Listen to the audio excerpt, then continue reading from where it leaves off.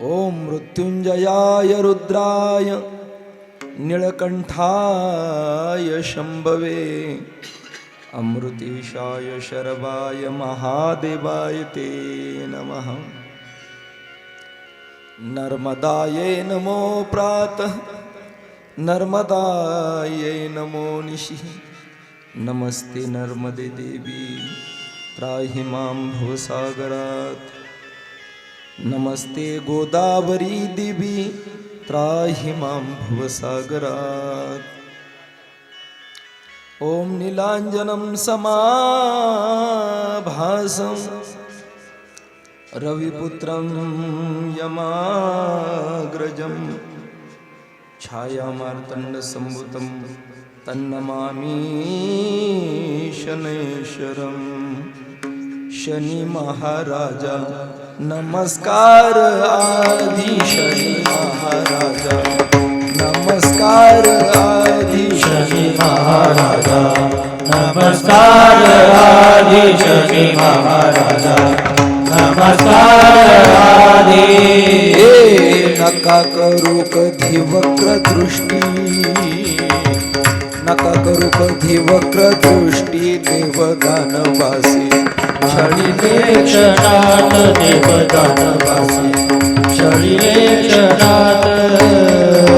नका करो कधी वक्र दृष्टी नका करो कधी वक्र दृष्टी देवदानवासी क्षणिले जगासी देवदानवासी क्षणिले जगासी।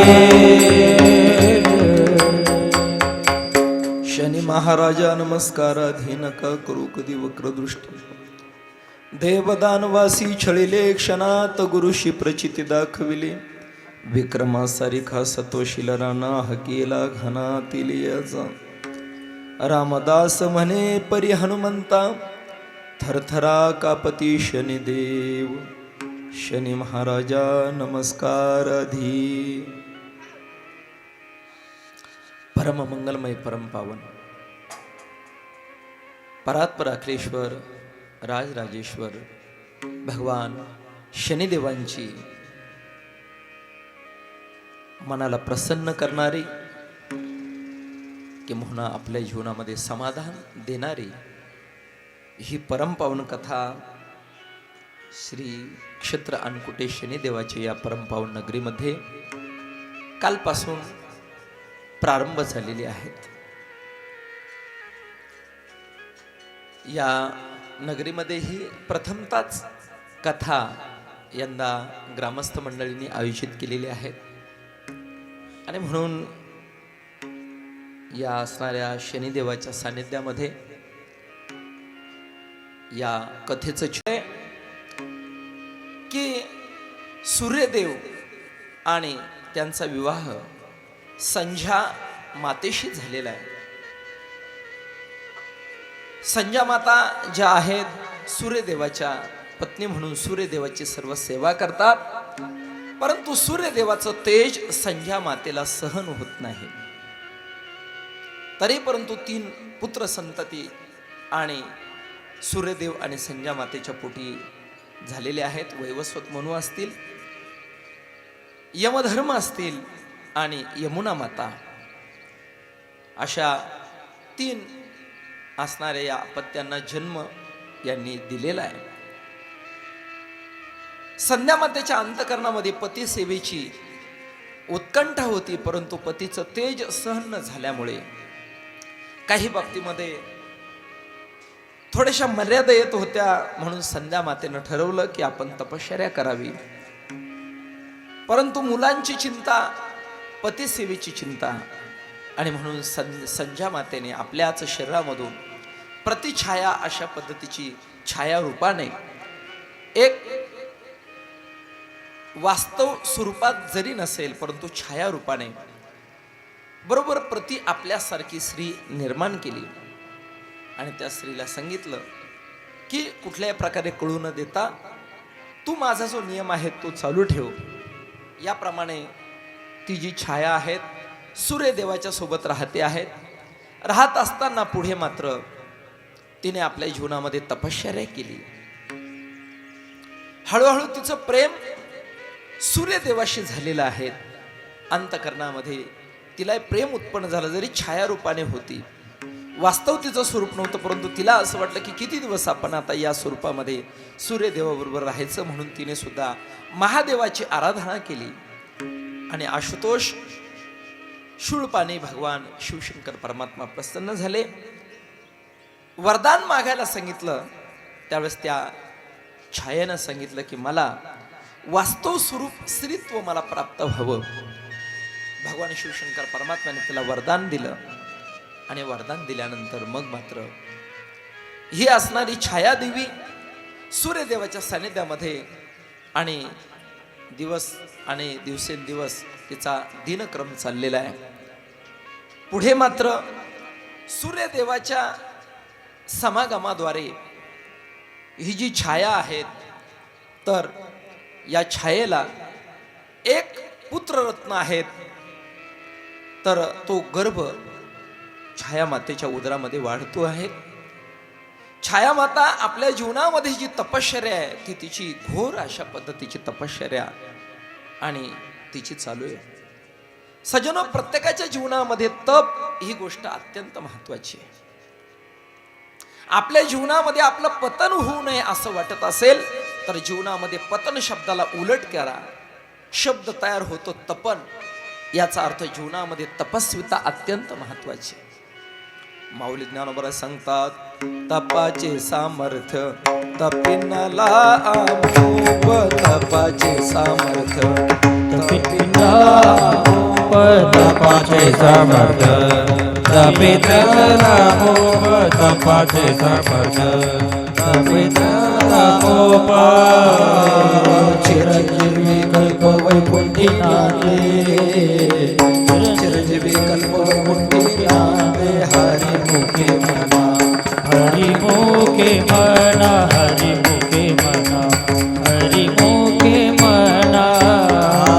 चिरंजीव कल्प वैकुंठी नांदे, चिरंजीव कल्प वैकुंठी नांदे. हरी मुखे मना, हरी मुखे मना, हरी मुखे मना, हरी मुखे मना.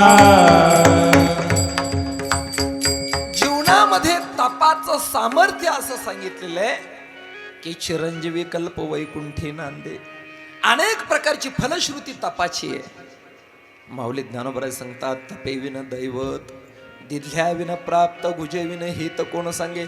तपश्चर्येशिवाय आपल्याला जीवनामध्ये कोणती गोष्ट जरी साध्य करायची असेल तरी त्याला तपश्चर्या लागते. मग तप करायचं म्हणजे काय करायचं? काय करायचं? तप करायचं म्हणजे पूर्वीचे लोक जसे रानावनामध्ये निघून जायचे तसं जायचं का? गेलं तर चांगलंय, वावग काही नाही. परंतु पूर्वीच्या कालखंडामध्ये रानावनामध्ये गेल्यानंतर तिथं साधना करता यायची. साधनेसाठी आवश्यक सामुग्री असायची, फळं असायचे, फुलं असायचे.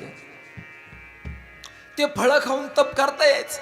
आता जर एखाद्यानं ठरवलं आपल्याला तप करायचंय, मग म्हटलं कुठं जायचं? जायचं जंगलामध्ये. आता पूर्वीच्या कालखंडामध्ये फळा फुलांची झाडं चांगली होती. आता वेड्या बाबळीच्या झाडांची संख्या जास्त झाली. काय आता वेड्या बाबळीच्या शेंगा खायच्या का? तिथं काय करायचं नाही का? आणि कुठेही जाण्याची गरज नाही, कुठेही जाण्याची गरज नाही. आपल्या गृहस्थाश्रमामध्ये राहा. ज्या स्थितीमध्ये तुम्ही असाल त्या स्थितीमध्ये राहा. पण राहत असताना आपल्याकडून कोणाला कुठल्याही प्रकारचा त्रास होऊ नये. आपल्या बोलण्यानं कोणाचं मन दुखू नये. आपल्या वाणीने कोणाचाही उपहास होऊ नये असं जीवन ठेवा. होता होईल जगतासाठी काहीतरी चांगलं करण्याचा प्रयत्न करा. आम्हाला एक धडा होता, खूप सुंदर धडा होता. हे जग मी सुंदर करून जाईल, नाही का? जीवनामध्ये सजनो, या जगामध्ये काहीतरी आपण देऊन जावं. तुका म्हणे एका मरण्याची सरे उत्तमची उरे कीर्ती मागे. असं जीवन असावं की काहीतरी कीर्ती आपल्या जीवनामध्ये आणि निश्चित मागे सोडून जावी. सजनो, या देशामध्ये बघा, रामचंद्र प्रभूंचा अवतार झाला.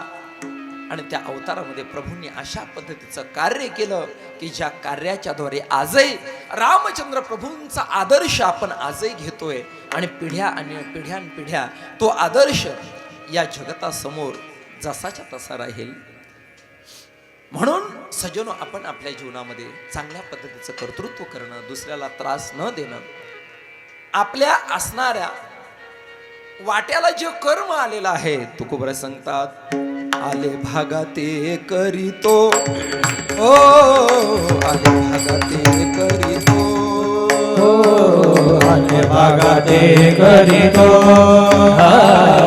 आले भागा ते करीतो, तुझे नाम उच्चारितो, तुझे नाम उच्चारितो, आले भागा ते करीतो, आले भागा ते करीतो, तुझे नाम उच्चारितो, तुझे नाम उच्चारितो, आले भागा ते करीतो, आले भाग्या ते करीतो.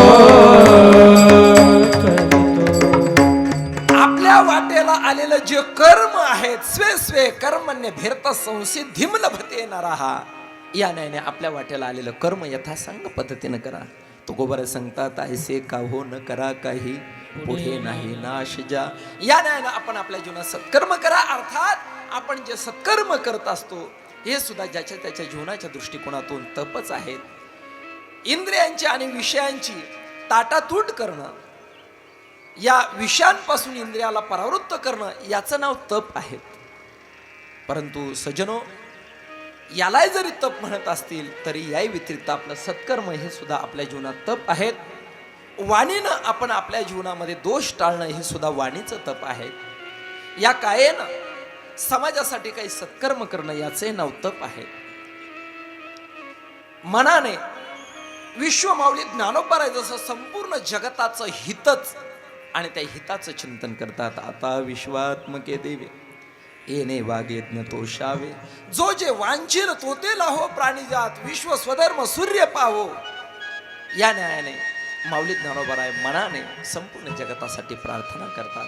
सज्जनो, असो, ही जी छाया माता आहे हिच्या जीवनामध्ये तपश्चर्या चालू आहे. मग या तपाच्या प्रकारामध्ये उपवासाधिक व्रत वैकल्य हे सुद्धा तपच आहे, त्याला सुद्धा तपच म्हटलेलं आहे. आणि म्हणून छाया मातेचे उपवास चालू आहेत. शिवाय कठोर अशा त्या उन्हामध्ये सुद्धा आणि मातेची साधना चालू आहे. मुळात छाया ही वास्तव स्वरूपाने संध्या माता म्हणजे सूर्यदेवाच्या ज्या धर्मपत्नी होत्या त्यांची प्रतिकृती होती. आणि म्हणून त्या प्रतिकृतीमध्ये काहीशी मलिनता, याचा अर्थ एक असणारा त्या ठिकाणी सावळेपणा, काळेपणा या छाया मातेमध्ये होता.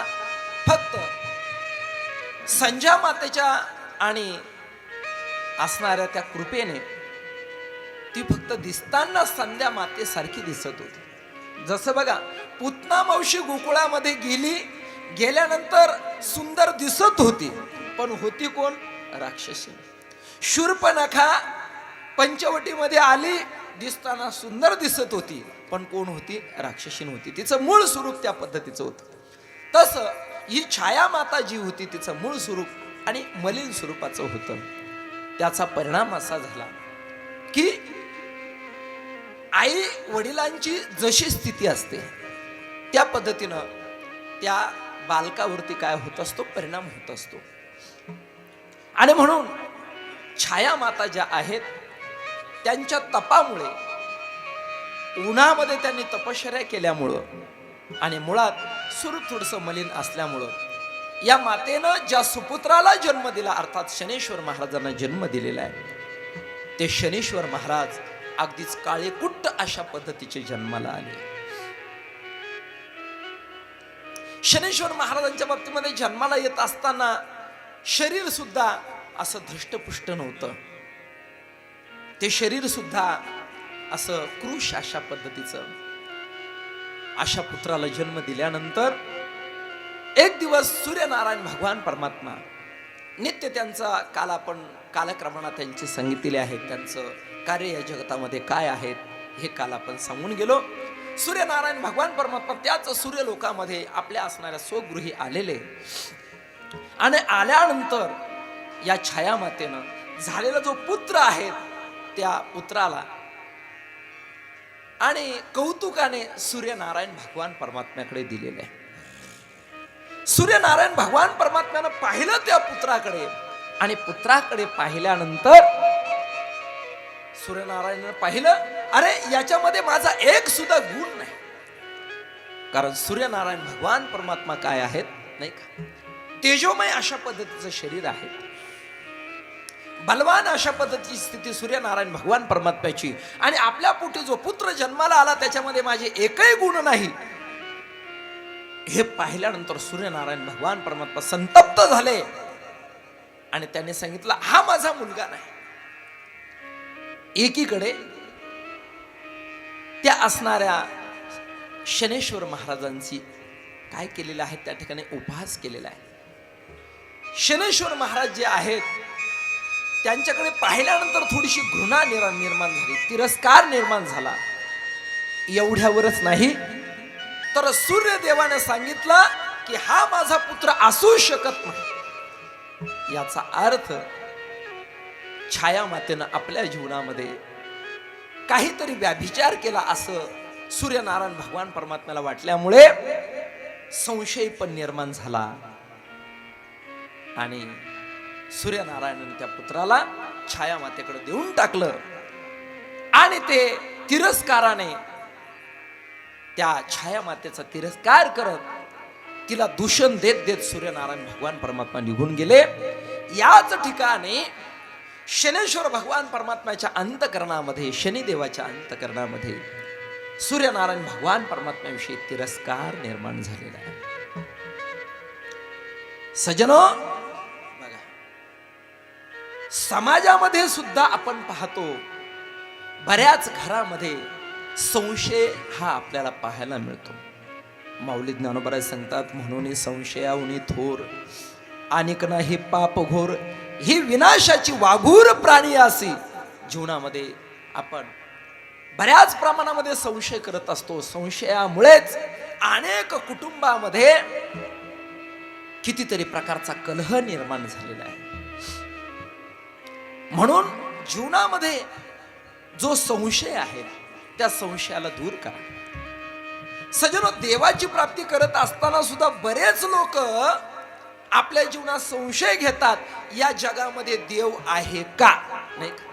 काहींचं पार आयुष्य संपण्याची वेळ आली तरी ती अजून संशयामध्येच, भ्रमामध्येच आहे, जगात देव आहे का, आणि आहे तर तो दिसत का नाही. सज्जनो, ध्यानात ठेवा, देव जर दिसला असताना तर देवाचा लोकांनी कचरा करून टाकला असता, त्या ठिकाणी कचरा करून टाकला असता.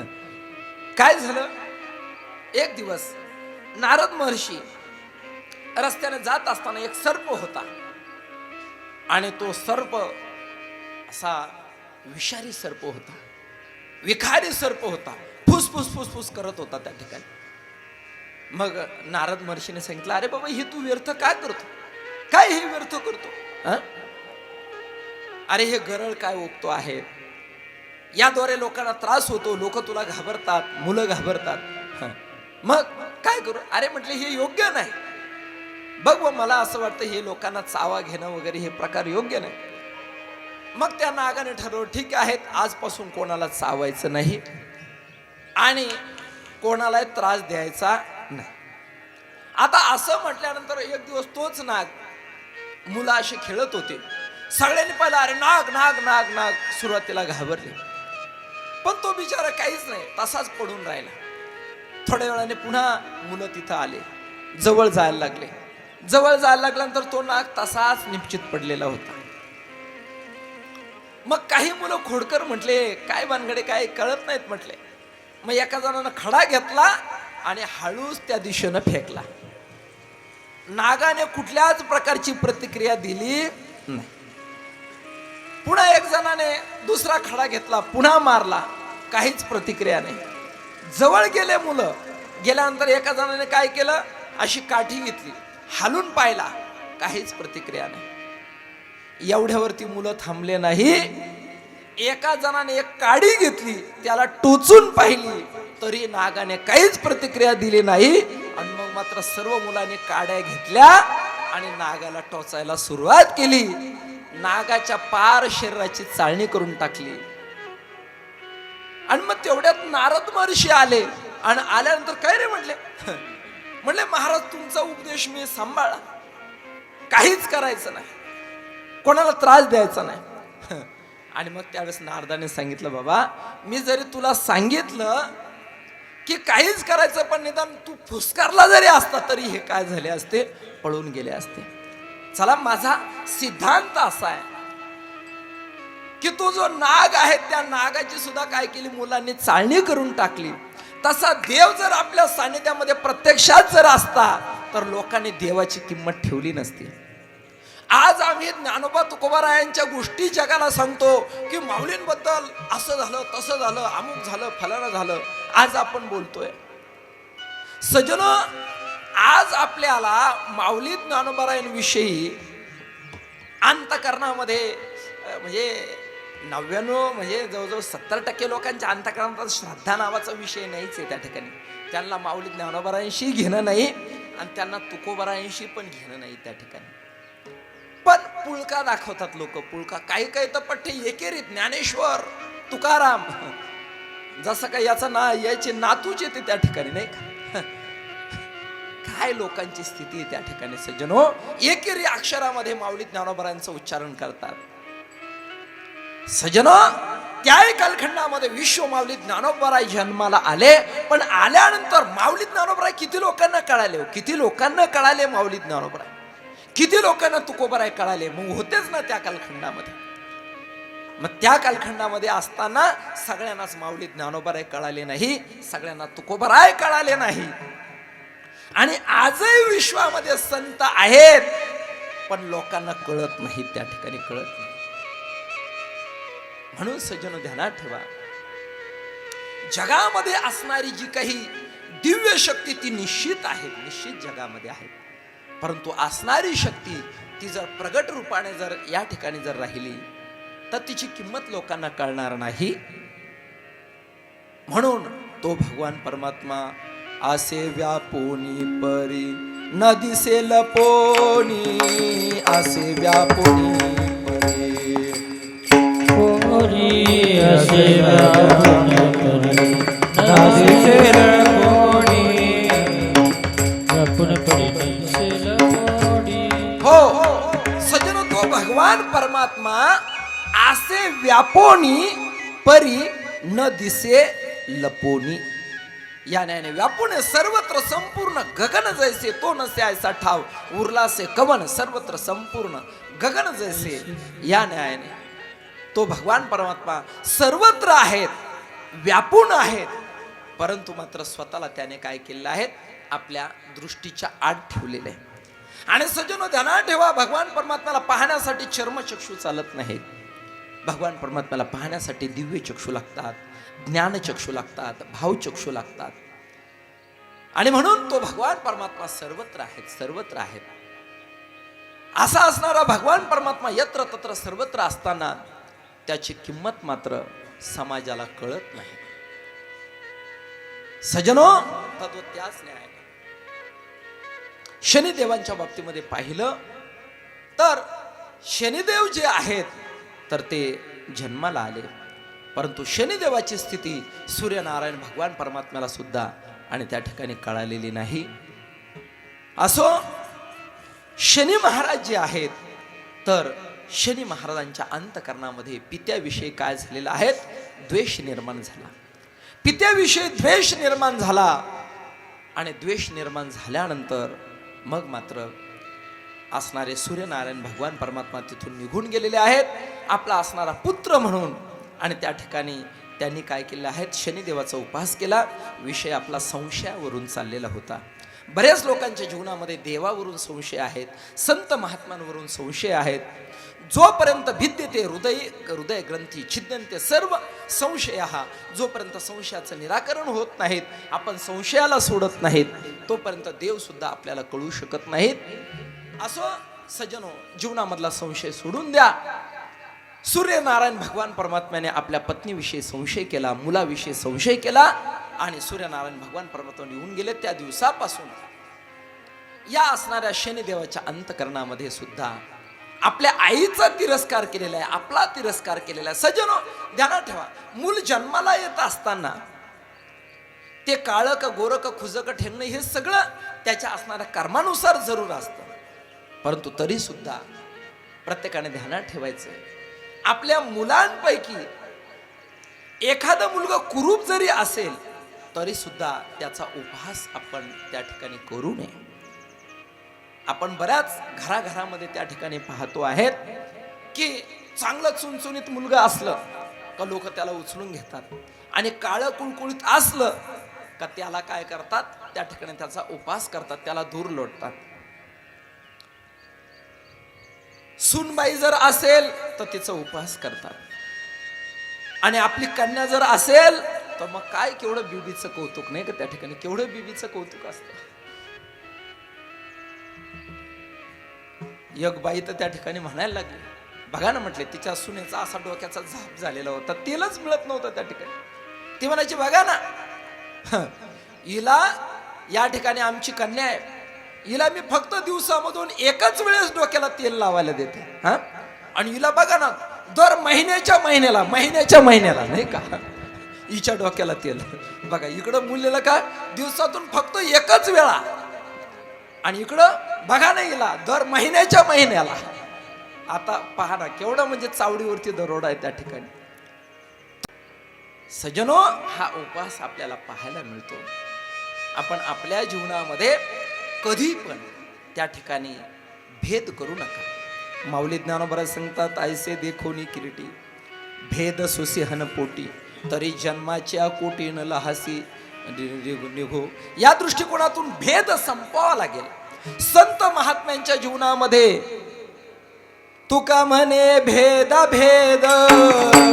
गेला वाद खंडोनी, गेला वाद खंडोनी, गेला वाद खंडोनी, म्हणे भेदा गेला वाद खंडोनी, गेला वाद खंडोनी, गेला वाद खंडोनी. भेदाभेद संत महात्म्याने संपवला. जीव जीवाचा भेद असेल, जीव जडाचा असेल, जड जडाचा असेल, जीव ईश्वराचा, हे सगळे 5 प्रकारचे भेद आहेत. जीवनामधून संपून टाका. किमान आपल्या कुटुंबामध्ये कुटुंबाच्या कर्त्याने सुद्धा सर्वांवरती सारखं प्रेम केलं पाहिजे. एके घरामध्ये असा प्रसंग निर्माण झाला, 2 जण भाऊ आणि शेताच्या त्या बांधावरती दोघांमध्ये चर्चा चाललेली होती. नेमकं मोठा भाऊ जो होता तर त्याच्या हातामध्ये त्यानं एक ऊस आणलेला होता, आणि संध्याकाळची वेळ होती, दोघा भावांची चर्चा चालू होती. तेवढ्यामध्ये शाळेमधून दोघांची 2 मुलं आली, आणि आल्यानंतर या मोठ्या भावाकडे ऊस होता. यानं काय केलं, 2 मुलं तिकडून आली म्हणून आपला ऊस मोडला, आणि मोडल्यानंतर आपले जे आलेला एक पुतण्या होता आणि एक स्वतःचा मुलगा होता. परंतु नेमका असा प्रसंग झाला, दोघांना ऊस देत असताना ज्या हातामध्ये बुडखाच्या बाजूचा ऊस होता तिकडून नेमका भावाचा मुलगा आला, आणि जिकडून बांडकाची बाजू होती, टोकाचा जो ऊस होता, तिकडून नेमका स्वतःचा मुलगा आला, नाही का. आता त्यानं ते पाहिलं, आणि पाहिल्यानंतर त्यानं काय केलं माहितीये का, ऊस तर असा होता, दोन्ही मुलं समोरून आले, आणि आल्यानंतर त्यानं काय केलं, फक्त आशे हात होते ते फक्त आशे केले, नाही का. म्हणजे बुडखाच्या बाजूचा बरोबर आपल्या मुलाला दिला, आणि बांडीच्या बाजूचा काय केला, आपल्या भावाच्या मुलाला दिला. लहान भाऊ म्हटला, दादा वेगळं निघायला काही हरकत नाहीत म्हटलं. अरे म्हटलं, आपला विषय काय चालला, हा, वेगळे निघण्याचं काय, अरे आपला विषय काय चालू आहे? नाही नाही म्हटले दादा, वेगळं निघायला काही हरकत नाही, तर आपण आता वेगवेगळे राहू. अरे पण झालं काय तुला? हा, आता आपला किती चांगल्या पद्धतीचा विषय चालू होता आणि तू हे एकाएकी. नाही म्हटले दादा, वेगळं निघायला काय हरकत नाही. म्हटलं झालं काय? काही नाही, आतापर्यंत जे हात आशे होते ते कसे झाले, आता आशे झाले. हा भेद आहे जीवनामधला, ध्यानात ठेवा. शनिदेवाने पाहिलं, अरे यात माझी काय चूक आहे?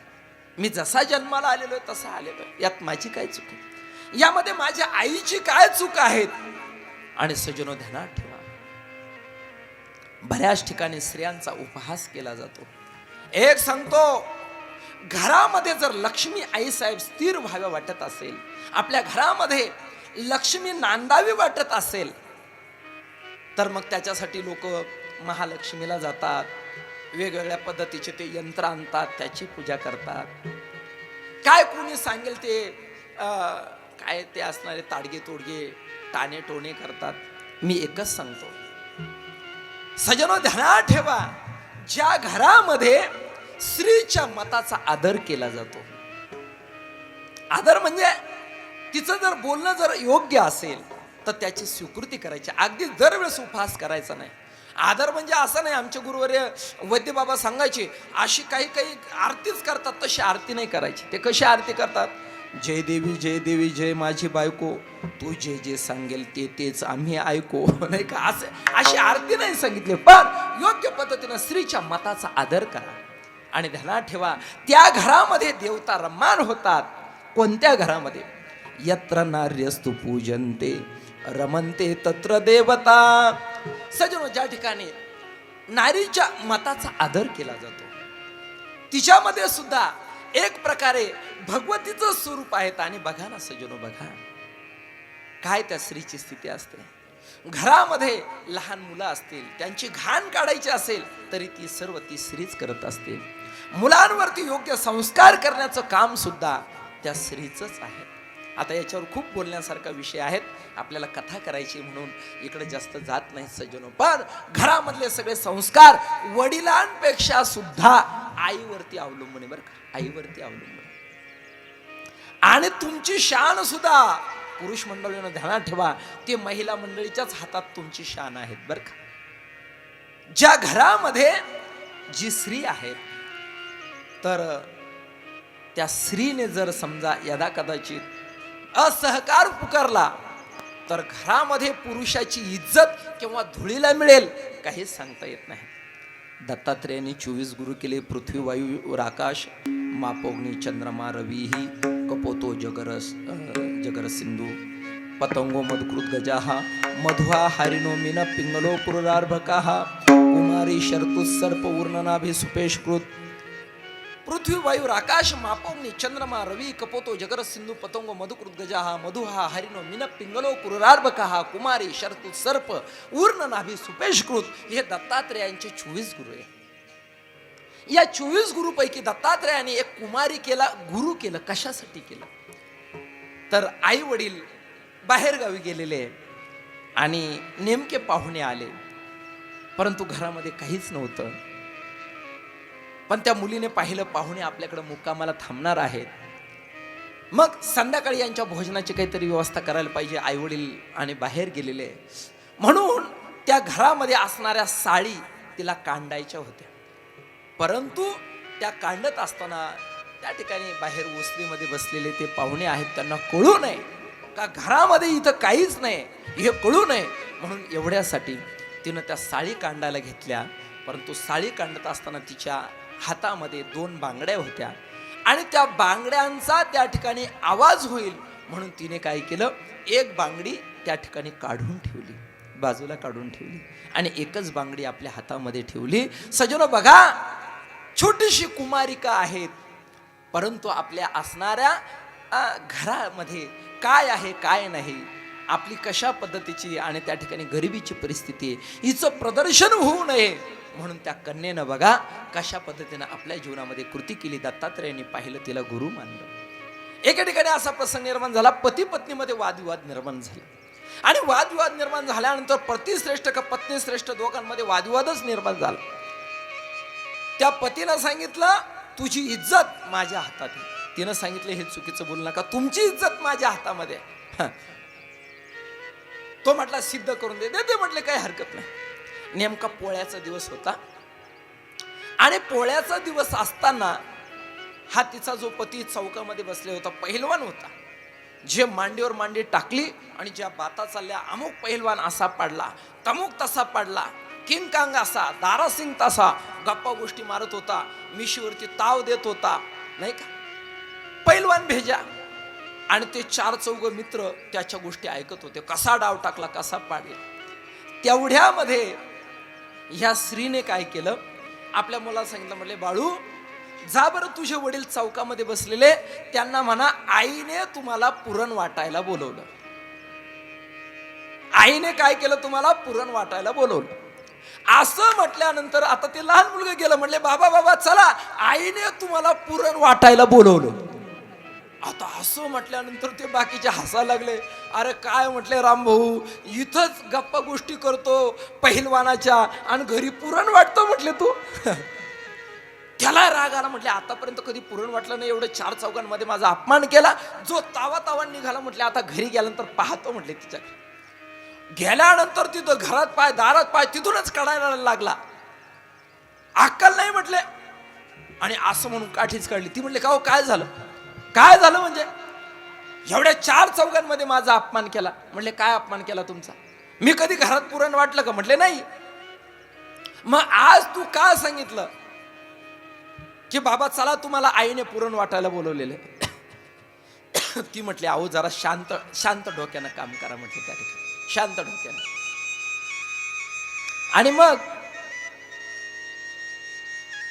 त्या स्त्रीने त्या ठिकाणी सांगितलं का म्हटले याच्या सांगण्यामध्ये तुम्हाला गैर काय वाटलं. गैर काय म्हणजे मित्रांमध्ये माझा अपमान केला तू. काय अपमान झाला म्हटले, हा मग मला पुरण वाटायला बोलवलं. अहो म्हटले जरा थंड डोक्यानं पहा, आपल्याला कितीतरी दिवस मूल होत होतं का. म्हटले नाही. मग मी काय केला, देवाला नवस केला की देवा जर आम्हाला जर मुलगा जर झाला तर मी काय करील, 1.25 मणाचं पुरण आणि ते काय करेल तुला, तुझ्या नावाने ते 1.25 मणाचं पुरण मी वाटेल. मग म्हटले अहो मग आता ते पुरण मी काय केलेलं आहे, वाटून ठेवलेलं आहे.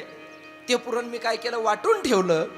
तेवढं पुरण तुम्ही काय करायचं, तुमच्या हाताने गावात वाटून यायचं. याच्यात काय गैर आहे.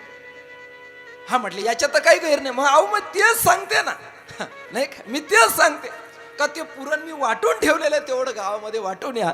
म्हटले हो हो, मला अगोदर कळालंच नाही. आणि मग पत्नीने हळूच हात धरला. काऊ म्हटले सांगा, तुमच्या हातात माझी इज्जत आहेत का माझ्या हातात तुमची इज्जत आहेत. मग सांगितलं. म्हटले बाई खरोखर तुझ्याच हातामध्ये माझी इज्जत आहे. सजन ध्यानात ठेवा, पती पत्नी हे संसार रूपी रथाचे 2 चाक आहे आणि म्हणून दोन्हींमध्ये समानता असावी. यत्र नार्यस्तु पूजन्ते रमन्ते तत्र देवता. या न्यायाने स्त्रीच्या असणाऱ्या योग्य मताचा सुद्धा जीवनामध्ये आणि स्वीकार करा, तिला त्रास देऊ नका. आता खूप उदाहरणे सांगायला आपल्याकडे वेळ नाही. सज्जनो बघा, शनिदेवाने पाहिलं माझ्या आईचा उपहास सूर्यनारायणाने केलेला आहे. राग आला अंतकरणामध्ये आणि राग आल्यानंतर पुढे असा प्रसंग निर्माण झाला की जी संजा माता आहेत, जी सूर्यदेवाची धर्मपत्नी आहे, तर ती धर्मपत्नी आपली तपश्चर्या पूर्ण केली आणि केल्यानंतर आपल्या असणाऱ्या सूर्यलोकामध्ये तिचं आगमन झालेलं आहे. आपल्या स्वगृही आगमन झालं.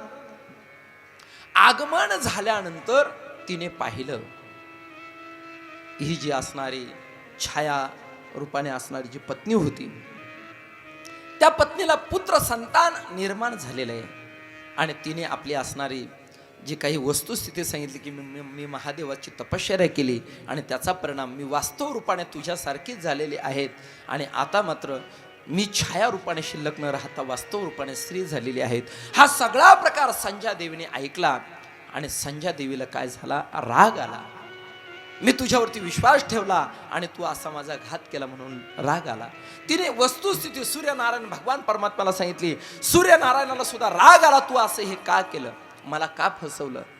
आणि मग तेवढ्यामध्ये सूर्यनारायण भगवान परमात्म्यानं काय केलेलं आहे, ही जी असणारी छाया आणि तिचा असणारा पुत्र शनी जे आहेत यांना काय केलेलं आहे तर घरामधून हाकलून दिलं, त्या असणाऱ्या सूर्यलोकामधून काढून दिलं. शनिदेवाने पाहिलं, ठीक आहे, तर आपल्यावरून आईचा उपहास झाला. आणि म्हणून शनिदेवाने काय केलं आहे, आपली माता जी छाया माता आहे तिला घेतलं. आणि घेतल्यानंतर शनेश्वर भगवान परमात्मा एका असणाऱ्या निर्जन अशा पद्धतीच्या वनामध्ये आलेले आहेत. परंतु सुंदर असं उपवन पाहिलं आणि त्या उपवनामध्ये आपल्यावरून आपल्या आईचा उपास झाला. म्हणून इथून पुढे मात्र मी माझ्या आईची सेवा करीन, तिला कुठल्याही प्रकारचं दुःख होऊ देणार नाही, या भावनेनं शनेश्वर भगवान परमात्मा आपल्या आईच्या सानिध्यामध्ये त्या उपवनामध्ये त्या जंगलामध्ये आनंदाने राहू लागलेले.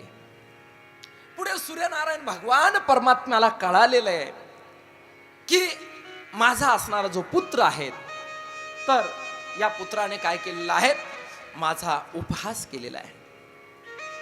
आणि उपहास केलेला आहे, मुळात तो पुत्र आवडत नव्हता, हे सूर्यनारायण भगवान परमात्म्याला कळालेले आहे. पुढे मात्र त्या जंगलामध्ये या असणाऱ्या छायादेवीने म्हणजे शनेश्वर महाराजांच्या मातेनं शनेश्वर महाराजांच्या जीवनामध्ये प्रसन्नता राहावी म्हणून चित्ररथा नामक असणारी एक जी कन्या आहे, त्या कन्येबरोबर आणि शनिदेवाचं काय केलेलं आहे, तर लग्न लावून दिलेलं आहे. तसं शनिदेवाच्या बाबतीमध्ये जर पाहिलं तर शनिदेवाच्या अनेक पत्न्या सांगितलेल्या आहेत. त्यापैकी 8 पत्न्या शनिदेवाच्या सांगितलेल्या आहेत काही ठिकाणी.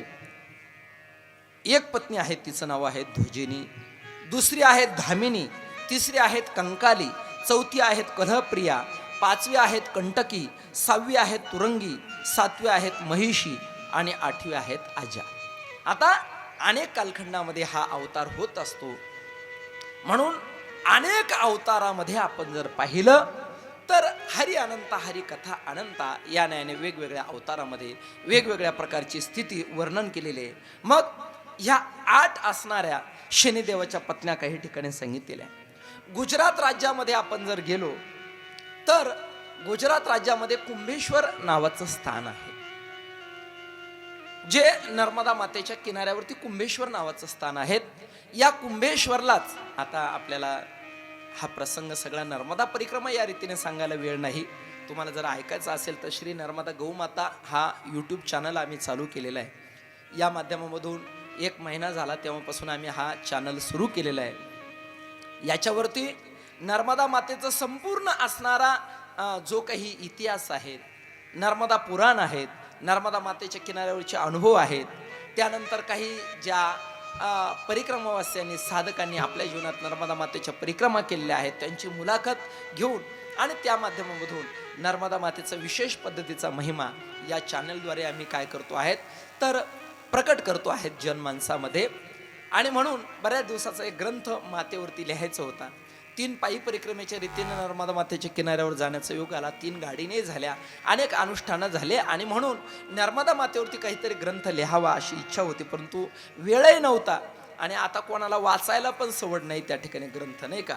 म्हणून आम्ही एकच ठरलं की यूट्यूब चॅनलच्या माध्यमामधूनच नर्मदा मातेचा जो असणारा इतिहास आहे तो आपल्याला समाजासमोर काय करायचा, प्रगट करायचा आहे.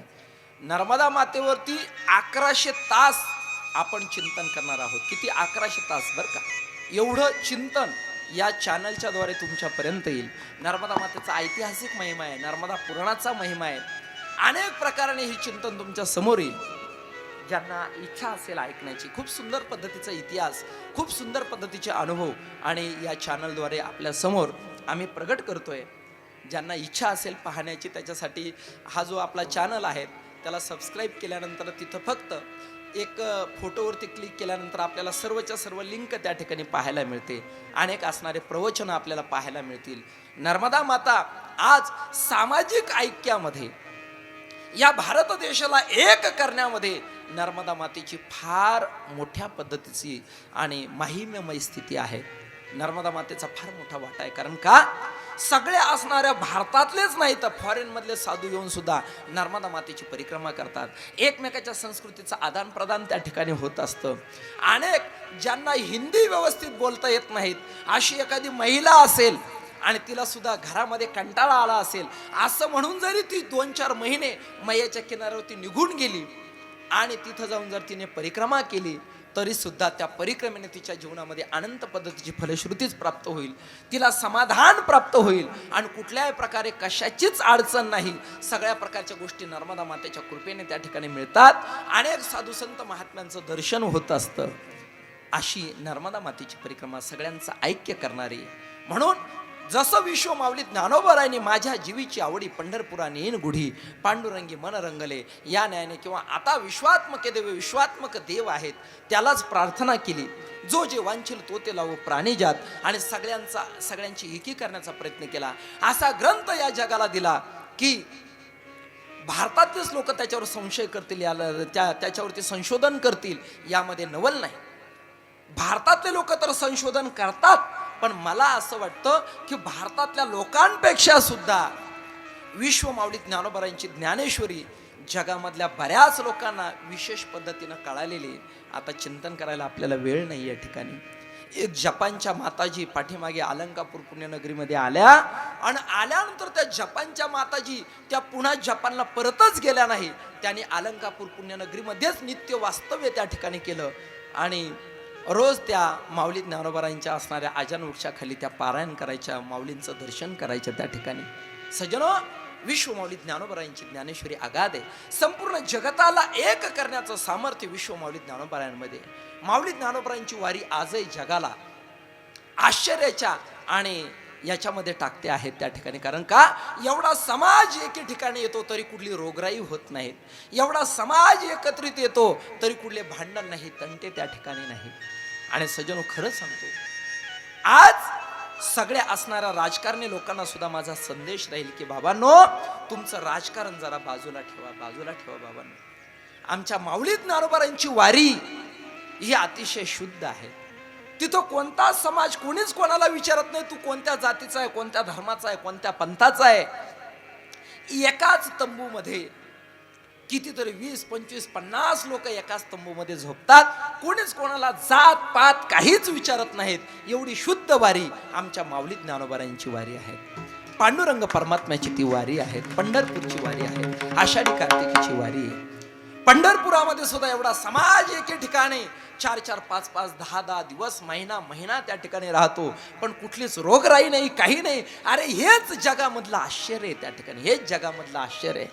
हा, आणि असं असताना लोक विष पेरतायत.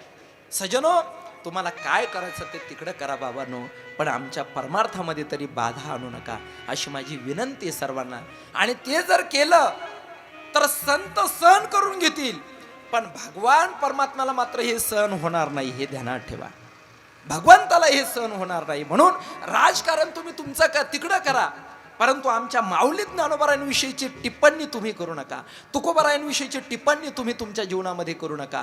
तुमचं काय राजकारण असेल ते बाजूला ठेवा, पण आमच्या कीर्तनामध्ये तुमचं राजकारण आणू नका, त्याला जरा बाजूला ठेवा.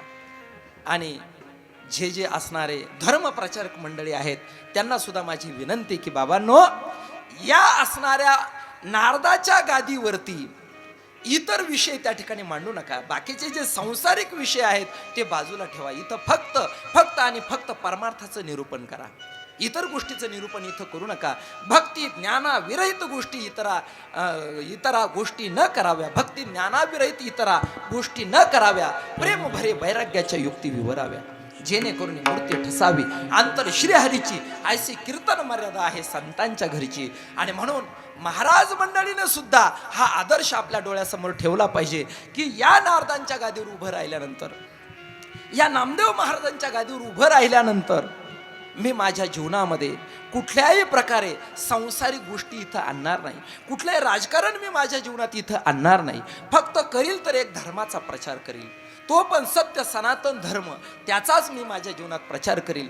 जेणेकरून माझ्या वाणीने या संपूर्ण जगताला सुखाचीच प्राप्ती होईल, जेणेकरून आनंदाचीच अनुभूती होईल. हा जो जीवात्मा जो दुःख भोगतोय, याला या दुःखाच्या पलीकडे करण्यासाठी जे तत्वज्ञान साधू संत महात्म्याने दिलेले आहे तेच मी या गादीवरून मांडील, अशी प्रतिज्ञा प्रत्येक महाराज मंडळीने केली पाहिजे. कथेचा विक्रा सुद्धा जास्त प्रमाणात करू नये. अगदी कथेचे पैसे घेऊच नये या मताचा मी नाही. कीर्तनाचे पैसे घेऊच नये या मताचा मी नाही त्या ठिकाणी. पण सज्जनो, ध्यानात ठेवा, कथेचे पैसे किती घ्यावे, कीर्तनाचे पैसे किती घ्यावे हा व्यवसाय नाही. तर या जगताला या दुःखातून बाजूला काढण्याचं हे एक साधन आहे. आणि म्हणून आपण सुद्धा कथा कीर्तन जी आहेत ती कोणत्या लेवलवरून घडावी हे सुद्धा सगळे जे असणारे श्रोते वर्ग असतील, जे भाविक असतील, त्यांनी सुद्धा याचा सारासार विचार करावा. सत्सद्विवेक बुद्धी आपली जागृत ठेवावी. कोणाची कीर्तन ऐकावी, कशी ऐकावी, कशासाठी ऐकावी. सजनो, ह्या गोष्टी खूप महत्त्वाच्या आहे. म्हणून बाबांनो, तुम्ही सुद्धा अभ्यास करणं गरजेची गोष्ट आहे. आणि आपण जर याच्यामध्ये चुकीची परंपरा जर आणत असेल तर मग मात्र त्याच्यासारखं दुसरं दुर्दैव नाही. एकच साधन या जगताला तारण्याचं आहे, त्याचं नाव कीर्तन आहे. म्हणून कीर्तन ही साधना जगामध्ये शुद्ध ठेवा. तिच्याकडे पाहत असताना चांगल्या भावनेनं त्या ठिकाणी पहा. मैंने सर्वांचं ऐक्य करण्याचा प्रयत्न केला. यारे यारे लहान थोर, याती भलती नारी नर, करावा विचार नलगे चिंता कौनासी. या न्यायाने पाहिलं तर लहान थोर सगळ्यांना हाक मारली आणि सामाजिक ऐक्य असा काला संत महात्म्याने केला. तसाच काला आमची नर्मदा माता आणि त्या ठिकाणी करत असते. तिच्या किनाऱ्यावरती अनेक आणि साधू संत महात्मे येतात, साधक येतात. 4-4, 6-6 महिने मैयाच्या किनाऱ्यावरती राहतात आणि आनंद लुटतात. सजनो, हा सगळा इतिहास तुम्हाला श्री नर्मदा गौमाता यूट्यूब चॅनलच्या माध्यमामधून तुमच्या समोर येणार आहेत. अवश्य ऐका, अवश्य ऐका. निश्चित तुम्हाला समाधान मिळेल. अशा पद्धतीचं चिंतन या चॅनलच्या द्वारे होते. असो सजनो, कुंभेश्वर नावाचं स्थान आहे मैयाच्या किनाऱ्यावरती. या ठिकाणी जो स्वर्गामधून अमृत कुंभ आणलेला आहे, तो अमृत कुंभ पुन्हा स्वर्गात नाही नेऊन ठेवला. तो कुठं ठेवलेला आहे? मैयामध्ये, त्याच पात्रामध्ये ठेवलेला आहे. जिथं 3 स्नान केल्यानंतर कुंभमेळ्यात स्नान केल्याचं पुण्य आपल्या जीवनात प्राप्त होतं, त्या स्थानाचं नाव आहे कुंभेश्वर. इथं शनेश्वर महाराजांचं मंदिर आहे, देवालय आहे. त्या शनेश्वर महाराजांच्या मंदिरामध्ये गेल्यानंतर शनेश्वर महाराजांच्या 2 पत्न्या आहेत, दोन्ही मजल्यावरती. एक आहेत नानी पनोती आणि दुसरी आहेत बडी पनोती. नानी म्हणजे छोटी आणि बडी म्हणजे मोठी, नाही का? लहानी पनोती आणि मोठी पनोती. आपल्या पाठीमागं पनोती लागलेली कोणाला आवडते का? त्या ठिकाणी पनोती आपल्या पाठीमागे लागलेली आवडत नाही. ही पनोती कोण आहेत? तर शनेश्वर महाराजांची पत्नी, तिचं नाव आहे पनोती. आणि मग काहींच्या मागं छोटी पनोती लागते, काहींच्या मागं मोठी पनोती लागते, पण प्रत्येकाच्या पाठीमागं काही ना काही पनोती लागलेलीच आहे. मग आपल्या पाठीमागची पनोती जावी असं जर वाटत असेल तर या कुंभेश्वर क्षेत्रामध्ये गेल्यानंतर शनेश्वर महाराजांच्या ज्या 2 धर्मपत्न्या आहेत, तर त्यापैकी दोन्ही पत्न्यांसह शनेश्वर महाराजांचं पूजन करा. तिथं कुंभेश्वराचं पूजन करा. आपल्या जीवनामधल्या सगळे पनोती निघून जाते. असं स्थान गुजरातमध्ये आहे. आता बघा, मी इथं ध्वजिनी, धामिनी, कंकाली, कलहप्रिया, कंटकी, तुरंगी, महिषी आणि आजा अशा 8 पत्न्या सांगितल्या. तिथं जर गेलं तर नानी पनोती, बडी पनोती अशा पद्धतीनं 2 धर्मपत्न्या सांगितलेल्या आहेत. परंतु या असणाऱ्या शनिदेवाचे ज्या मातोश्री आहेत, छायादेवी आहेत, या छायादेवीने शनिदेवाचं लग्न काय केलेलं आहे तर चित्ररथ नामक, चित्ररथा अशा त्या कन्याचं नाव आहे. आणि तिच्याबरोबर काय केलेलं आहे तर शनिदेवाचं लग्न लावून दिलेलं आहे. आता पुन्हा या शनिदेवाची अजून एक पत्नी त्या ठिकाणी मानली गेलेली आहे, तर तिचं नाव नीलमंदा किंवा निलिमा असं तिचं नाव आहे. प्रसंग असा झाला की एक दिवस शनेश्वर महाराज आणि आपल्या असणाऱ्या ध्यानस्थ अवस्थेमध्ये, ध्यानावस्थेमध्ये बसलेले होते.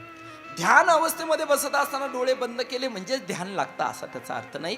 शनेश्वर महाराज आपल्या शून्यामध्ये दृष्टी ठेवून आणि स्वस्थ चिंताने ध्यानात बसलेले होते. डोळे त्यांचे उघडेच होते, परंतु तरी सुद्धा ध्यानस्थ अवस्थेमध्ये. काही काही लोकांच्या बाबतीमध्ये जर पाहिलं ना सज्जनो, आपल्यासारखे चालतात, बोलतात, हिंडतात, फिरतात, सर्व प्रकारची गोष्टी करतात, परंतु ते करत असताना त्यांची अंतकरणाची वृत्ती कशी असते? ईश्वरा वाचोनी कही आणि कला आणि जी नाही ते एकच बुद्धी पाहे अर्जुना जगी. या न्यायाने ज्यांच्या बुद्धीचा विषय बुद्धीचे वैभव अन्य नाही तुझे बुद्धीचे वैभव अन्य नाही तुझे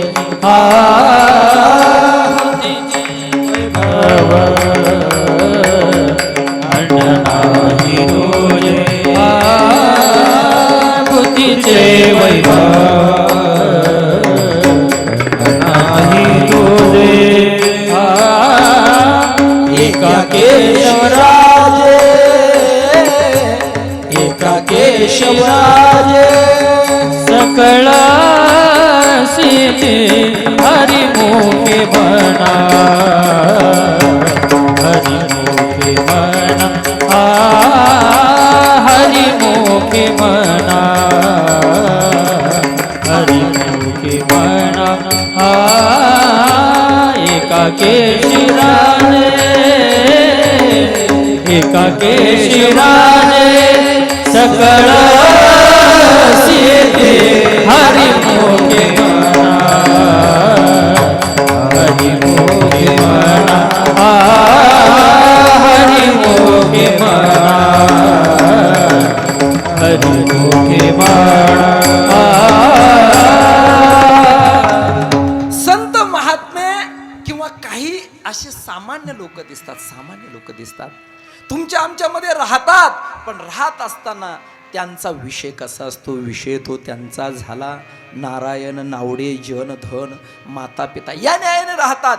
आणि प्रत्येक अवस्थेमध्ये नाही का लुब्धली नादी लागली समाधी एकचे सिद्ध साधकारे या न्यायाने अगदीच त्यांच्या असणारे अंतकरणाची तार ही भगवत स्वरूपाशी जोडलेली असते. राहतात तुमच्या आमच्यामध्ये जसं सत्यवादी करी संसार सकळ आलिप्त कमळ जळी जैसे या न्यायाने सतत भगवान परमात्म्याचं चिंतन आणि हे लोक करत असतात. तसं शनेश्वर महाराज बसलेले आहेत आणि ज्यावेळेस ही त्यांची असणारी पत्नी आहेत नीलमंदा असेल निलिमा असेल, तिने शनेश्वर महाराजांकडे इच्छा केली की त्या ठिकाणी असणाऱ्या पुत्ररत्नाच्या प्राप्तीची तिने काय केली आहे, इच्छा केलेली आहे. अर्थात समागमाची इच्छा केली, परंतु शनेश्वर महाराजांनी तिच्याकडे काही लक्ष दिलं नाही, तिच्याकडे दृष्टी करून सुद्धा पाहिलं नाही. शेवटी तिला क्रोध आला आणि क्रोध आल्यानंतर तिने पतीला शाप देऊन टाकला. जा म्हटले, तुमची असणारी दृष्टी ज्याच्यावरती पडेल त्याच्या जीवनामध्ये त्याचा काय होईल तर त्या ठिकाणी नाश होऊन जाईल, तुमच्या वक्रदृष्टीने त्याचा सर्वनाश होऊन जाईल. आणि अशा पद्धतीनं त्या ठिकाणी तिने काय केलेलं आहे, शाप दिलेला आहे. थोड्या वेळाने शनिदेव आणि आपल्या स्थितीवरती आले. त्यांना वाईट वाटलं या गोष्टीचं. ती पत्नीची इच्छा असताना मी त्या ठिकाणी काय केलं आहे त्याचा उपहास केला. शनिदेवाने आपली असणारी पत्नी जी आहे नीलमंदा तिला समजावून सांगण्याचा प्रयत्न केला, परंतु ती मात्र ऐकायला तयार नाही. बरं, आता शाप तर देऊन झालेला आहे. सजनो ध्यानात ठेवा, मनुष्याने आपल्या जीवनामध्ये बोलत असताना ही जी वाणी आहेत वाणी ही जपून वापरा. बरं, जपून वापरा. तुम्हाला एक सांगतो, तुकोबराय सांगतात, माझ्या मुखा वाटा नयो हे वचन व्हावे हे संतान द्रव्य कोणा. तुकोबराय सांगतात, माझ्या मुखामधून असं वचन सुद्धा बाहेर येऊ नये की एखाद्याला संतती प्राप्त व्हावी, एखाद्याला त्या ठिकाणी आरोग्य प्राप्त व्हावं. तुकोबराय सांगतात, असं माझ्या मुखातून वचन येऊ नये. आमचे तर महाराज मंडळी आम्ही जर गेलो लग्नाला, यांना सुसंतती प्राप्त हो, यांना सुसंपत्ती प्राप्त हो, यांना आरोग्य प्राप्त हो, यांना ऐश्वर्य प्राप्त हो, जे आशीर्वाद देतात त्यांचंच लग्न जुळलेलं नसतं महाराज त्या ठिकाणी, नाही त्यांचंच लग्न जुळलेलं नसतं. ते आशीर्वाद कोणाला देतात, इतरांना देतात. चला, आता ते लाटक्या जगामध्ये लटकं वागावं लागतं म्हणून ठीक आहे, पण त्या महाराजाला चांगली त्याची लेवल माहिती असते त्या ठिकाणी, नाही का. असो, पण खऱ्या अर्थाने तुकोबराय म्हणतात हे मला मान्य आहे. तुकोबरायांचं वचन आहे, माझ्या मुखा वाटा नयो हे वचन. मग तुकोबराय आशीर्वाद जगाला देतात त्या ठिकाणी, नाही का. कर्मे धर्मे तुम्हा असावे कल्याण, कर्मे धर्मे तुम्हा असावे कल्याण, कर्म धर्मे तुम्हा असावे कल्याण. तुमचं जसं कर्म, तुमचा जसा धर्म, तसं तुमचं कल्याण असावं, अशा पद्धतीनं तुकोबराय काय करतात तर तिथं भावना करतात. सज्जनो, तसं बोलताना आपण उगाच मुह में आया बग दिया याच्या पुढचं नाही सांगत, नाही का. मन तुम्ही पूर्ण करून घ्या. मुह में आया बग दिया, नाही का. बोलायचं म्हणून बोलायचं नाही. बोलत असताना कसं बोलावं, कसं बोलावं. बोलू ऐसे बोल जेने बोले विठ्ठल डोले. किंवा त्या ठिकाणी आपण आपल्या जीवनामध्ये अल्पाक्षरम असंदिग्धम सार्वद्विषतोमुखम आस्तो मनवद्यांच सूत्रम सूत्र विदो विदुहू अशा पद्धतीनं बोलावं. पाहे पाबिंब बचके एवढे परिप्रकाशा त्रैलोक्य थोकडे शब्दाची व्याप्ती तेने पाडे अनुभवावी या न्यायाने. बिंब सूर्यबिंब बचके एवढं दिसतं, पण प्रकाश अगदी त्रैलोक्याला भरून पुरून उरतो. तसं आपलं बोलणं असं असावं, थोडं असावं. परंतु साचा आणि मवाळ मिथले आणि रसाळ शब्द जैसे कल्लोळ अमृताचे. सजनो पहा, एखादा म्हटला तुझं वाटोळ हो असं जर बोलला ना तरी सुद्धा कदाचित याच्या बोलण्यानं त्याचं वाटोळ होईल, पण त्याच्यासाठी याचं पुण्य खर्च होत असतं बरं का, ध्यानात ठेवा. एखादा म्हणतो जा रे नको देऊ माझे पैसे, माझ्या दारामध्ये पुढच्या जन्मात कुत्र होऊन फिरशील, जन्मात कुत्र होऊन फिरशील. पण असं म्हणत असताना याला अगोदर पुन्हा दुसरा जन्म घ्यावा लागेल, हे त्याच्यामध्ये अनुस्यूते, ध्यानात ठेवा. म्हणून शाप देत असताना सुद्धा विचार करावा. दुसऱ्याला बोलत असताना नाही का, बोलून विचारामध्ये पडण्यापेक्षा विचार करून बोलावं. सजनो बघा, या ठिकाणी असणारी ही शनिदेवाची धर्मपत्नी, हिने शाप दिला. शाप दिला, पण त्याचा परिणाम असा झाला नंतर तिलाही पश्चाताप झाला. परंतु एकदा जसा निघालेला बाण पुन्हा जसा परत येत नाहीत, बंदुकीमधून निघालेली गोळी जशी परत आणणं त्या ठिकाणी अशक्य आहे, तद्वत त्याच न्यायाने एकदा मुखातून शब्द निघून गेला, काही करता येत नाहीत. आता मात्र पत्नीला त्या ठिकाणी पश्चाताप झाला. सजनो असो, अशा शनिदेवाच्या अनेक काय केलेल्या आहेत तर त्या ठिकाणी पत्न्या मानलेल्या आहेत. शनिदेवाच्या दृष्टीचा जो प्रकोप आहे, हा शाप शनिदेवाला त्यांच्या धर्मपत्नीकडून आणि नीलमंदाकडून मिळालेला आहे. म्हणून शनी महाराजांची जी दृष्टी आहे, आता दृष्टीमध्ये वक्रदृष्टी शब्द आहे बरं का, वक्रदृष्टी. नका करू कधी वक्रदृष्टी. सरळ दृष्टी जर असेल तर मग त्याचा कुठल्याही प्रकारचा परिणाम होत नाही. परंतु शनेश्वर महाराजांचा कोप असतो, जी वक्रदृष्टी आहे, त्या वक्रदृष्टीचा मात्र विपरीत परिणाम जीव मात्रावरती झाल्याशिवाय राहत नाहीत. जसं बघा, मांजर आहेत. मांजर ज्या दाताने उंदरांचं ऑपरेशन करते नाही का, उंदीर चळचळ कापतात, त्या उंदराला उभं फाडते आणि त्याच दाताने नाजूक असलेलं आपलं जे पिलू आहेत त्या पिलाला काय करते, उचलते आणि 7 घरं फिरून आणते. किती? 7 घरं फिरून आणते. दात तेच आहेत, पण एका वेळची स्थिती अशी आहे की एका वेळी मात्र उंदराला फाडण्याचं सामर्थ्य त्या दातांमध्ये आहे आणि तेच दात मुलाला पिलाला लागू न देता या घरातून त्या घरामध्ये नेण्याचं सामर्थ्य सुद्धा मातेते. तसं शनिदेवाच्या बाबतीमध्ये त्यांची वक्रदृष्टी पण आहेत आणि त्यांची सरळ दृष्टी पण आहेत. सजनो, वक्रदृष्टी जीवनात ज्याच्यावरती पडेल त्याचं मात्र त्या ठिकाणी काहीच खरं नाही, त्याचं मात्र काहीच खरं नाही. आणि म्हणून शनी महाराजांची जी 7.5 आहेत ती ज्याच्या जीवनात येते त्याच्यावरती शनेश्वर महाराजांची वक्रदृष्टी पडत असते आणि ती वक्रदृष्टी जी आहे तिच्यामधून सुद्धा वाचता येतं बरं का आपल्याला. आता याचे उपाय मी उद्या सांगेल. आता उद्या 3ऱ्या दिवसाची कथा आहे. खरं 7 दिवस जर कथा असते तर आपल्याला विस्ताराने खूप सुंदर चिंतन करता आलं असतं त्या ठिकाणी, परंतु आपल्याकडं वेळ अत्यंत कमी आहेत आणि म्हणून या माध्यमामधून शनिदेवाच्या कथा आपण शनी महात्म्याना घरी वाचून घ्या. कथा तुम्हाला माहिती आहे, पण कथेमधला जो भाव आहे तो भाव त्याचं स्पष्टीकरण होणं गरजेची गोष्ट आहे. असो, या असणाऱ्या प्रकोपामधून वाचण्याच्या अनेक प्रकारच्या साधना आहेत.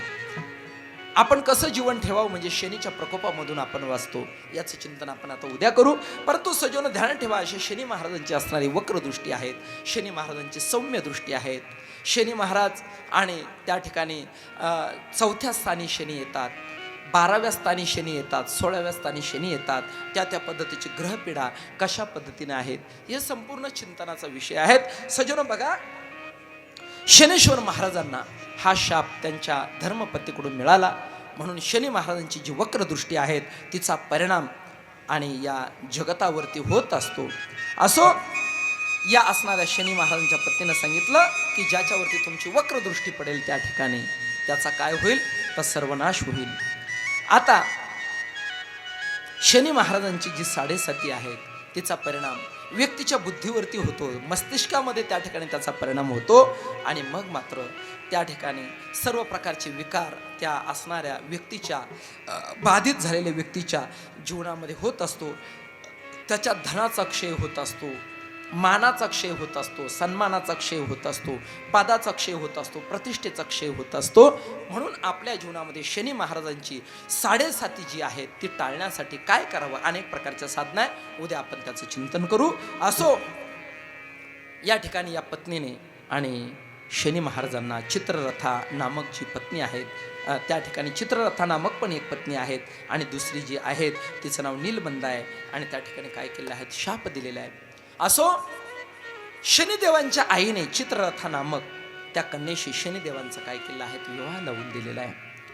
आनंदाने या सगळ्या प्रकारची स्थिती त्या जंगलामध्ये चालू असताना एक दिवस प्रसंग असा निर्माण झाला की ती चित्रलेखा मात्र त्या जंगलामध्ये नसताना शनेश्वर महाराज आपल्या आईच्या सानिध्यामध्ये आहेत आणि सूर्यनारायण भगवान परमात्माला कळालं की हा माझा पुत्र जो आहे तो अमुक अमुक निर्जन जंगलामध्ये राहतो.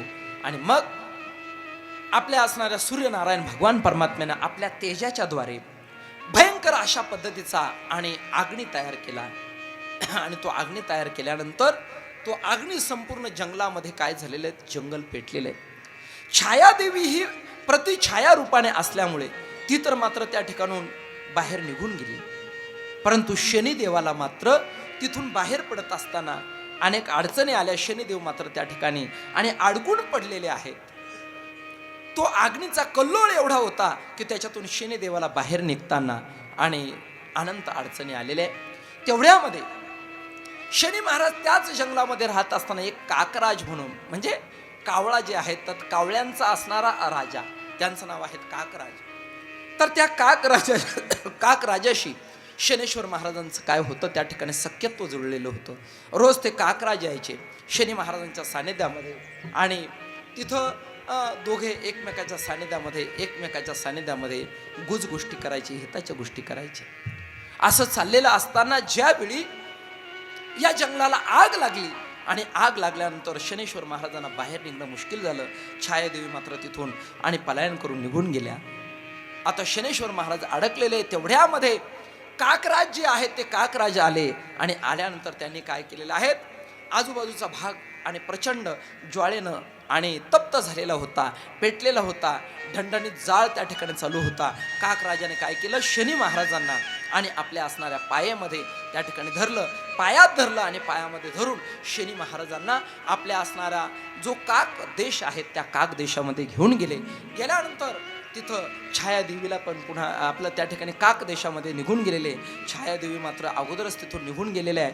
असो, या स्थितीमध्ये त्या काक राजाची जी माता आहे तर त्या काक राजाच्या मातेनं शनेश्वर महाराजांना खूप त्या ठिकाणी चांगल्या पद्धतीचं प्रेम दिलेलं आहे, खूप चांगलं प्रेम दिलेलं आहे. सजनो, खऱ्या अर्थाने जन्म देतात ते पण आपले आईवडील आहेत, परंतु कधी कधी समाजामध्ये एखाद्या असणाऱ्या व्यक्तीला समाजामध्ये सुद्धा एखादी माता रूपाने येते आणि त्याचं लालन पालन करत असते. त्याचं हे जे प्रेम असतं ते तिचं जे प्रेम असतं ते अधिक पद्धतीने मिळतं. जसं कर्णाला विचारलं, कर्ण तू राधे आहेत का कोणते आहेस, त्यावेळेस कर्णानं सांगितलं, जरी गोपालकृष्ण परमात्म्यानं सांगितलं होतं की तुझी आई कुंती आहे, परंतु तरी सुद्धा कर्ण महाराजांनी सांगितलं नाही, मी राधे आहे. मी त्या असणाऱ्या जे काही त्या ठिकाणी सूतजी होते, म्हणजे त्या ठिकाणी असणारा तो रथाचा जो वाहक होता, तर मी खऱ्या अर्थाने त्यांची जी धर्मपत्नी राधा तिचाच मी काय आहेत मुलगा आहे. सजनो पहा, शेवटपर्यंत कर्णाने तिलाच आपली आई मानलं. तसं आपल्या जीवनामध्ये सुद्धा पहा, व्यावहारिक जे आपल्याला जन्म देतात ते सुद्धा आपले आई वडील आहेत. ते पण आपले काय आहेत? आई वडील आहेत नाही असं काही नाही. पण कधी कधी संत महात्म्यांना सुद्धा काय म्हटलेलं आहे? आई आणि वडील म्हटलेलं आहे. तुम्ही संत माय बाप कृपावंत, तुम्ही संत माय बाप कृपावंत, तुम्ही संत माय बाप कृपावंत, तुम्ही संत माय कृपावंत. हो काय मी पतित कीर्तिवानू. घड्याळ खूप पुढे गेलेलं आहे. तुम्ही संत माय बाप कृपावंत, काय मी पतित कीर्तिवानू, अवतार तुम्हा धराया कारण उद्धराया जन जड जीव. सजनो, संत महात्म्याला सुद्धा आई वडिलांची भूमिका दिलेली आहे. आणि मग ज्या गुरुकडून आपण प्रबोध घेत असतो ते गुरु सुद्धा काय आहेत? आपले आई वडीलच आहेत. सजनो, गुरु सुद्धा आपले आई वडीलच आहेत. म्हणून विद्यावंश आणि मांसवंश या दोन दृष्टिकोनातून चिंतन करत असताना ज्यांच्या पोटी जन्म घेतला तो आपला मांसवंश आणि ते आपले आई वडील आहे. पण खरे आई वडील जर कोण असतील तर विद्यावंशाच्या द्वारे आपले गुरु आणि आपले आई वडील हे सुद्धा काय आहेत? तर त्या आपल्या विद्यावंशाच्या द्वारे ज्यांच्याकडून आपण दीक्षा घेतली ते गुरु आपले आई वडीलच आहेत. आणि संत महात्मे सुद्धा आपले आई वडीलच आहेत. म्हणून सजनो बघा, आई आणि वडिलांची भूमिका. आणि एक सांगून जाईल, व्यावहारिक आई वडील जे आहेत, माय बापे पाळीती लोभाकारणे सांभाळती. व्यावहारिक आई वडील जे आहेत तर ते मुलाचं भरण पालन पोषण करतात. ते कसं करतात? तर त्या ठिकाणी लोभाकारणे पाळीती, लोभासाठी नाही का. माय बापे पिंड पाळीला माया, जन्म मरण जाया संत संग. संत रूपी आई वडील जे आहेत ते आपलं जन्म मरण घालवत असतात. काही काही ठिकाणी व्यावहारिक आई वडिलांची मोठी गंमत आहे बा.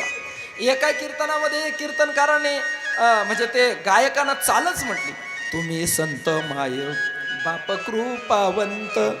ते कीर्तनकार म्हटले, बाबा अशी माईची बापाची ताटातूट तू का करतो? माई एकीकडं बाप दुसरीकडं, माई एकीकडं बाप दुसरीकडं, अशी ताटातूट तू काय करतो? त्या गायकानं उत्तर दिलं, ते म्हटले, महाराज काय करू, माय तालात येत नाही तर बाप ठेक्यात बसत नाही. नाही, बरेच आई वडील तालात आणि ठेक्यातच बसत नाही. ठीक आहे, त्यांच्या पोटी जन्म घेतला तरी त्यांची सेवाच करा, जीवनामध्ये काहीच नाही. त्याने सुद्धा आपल्या जीवनात मोक्ष स्थितीलाच मनुष्य प्राप्त होतो. पण खरे आई वडील जे आहेत तर ते आई वडील जे खरे आहेत ते संत रूपी आई वडील आहेत. तसं कधी कधी ज्यांनी म्हणजे जन्म एका आईने दिला पण आपलं भरण पालन पोषण दुसऱ्याच आईने केलं, तिने जरी केलं असेल, जरी आपण त्याचे पुत्र नसेल तरी सुद्धा त्या आईला सुद्धा तेवढंच महत्त्व आपण आपल्या जीवनामध्ये दिलं पाहिजे. या असणाऱ्या काकराजाच्या आईने शनेश्वर महाराजांना खूप प्रेम दिलं आणि शनेश्वर महाराजांचं लालन पालन केलं. याचा परिणाम शनेश्वर महाराजांच्या अंतःकरणामध्ये सुद्धा ती काकराजांची जी माता आहे तिच्याविषयी अंतःकरणामध्ये आणि प्रेम निर्माण झालेलं आहे. एक दिवस असा प्रसंग निर्माण झाला की काकराज आणि शनेश्वर महाराज त्या असणाऱ्या काक लोकांमध्ये नाही हे पाहून आता इंद्र चंद्र असतील, सूर्यनारायण असतील, यांच्या जीवनामध्ये आपण पाहतोय पूर्व परंपरा काही इतिहास सांगितला जातो.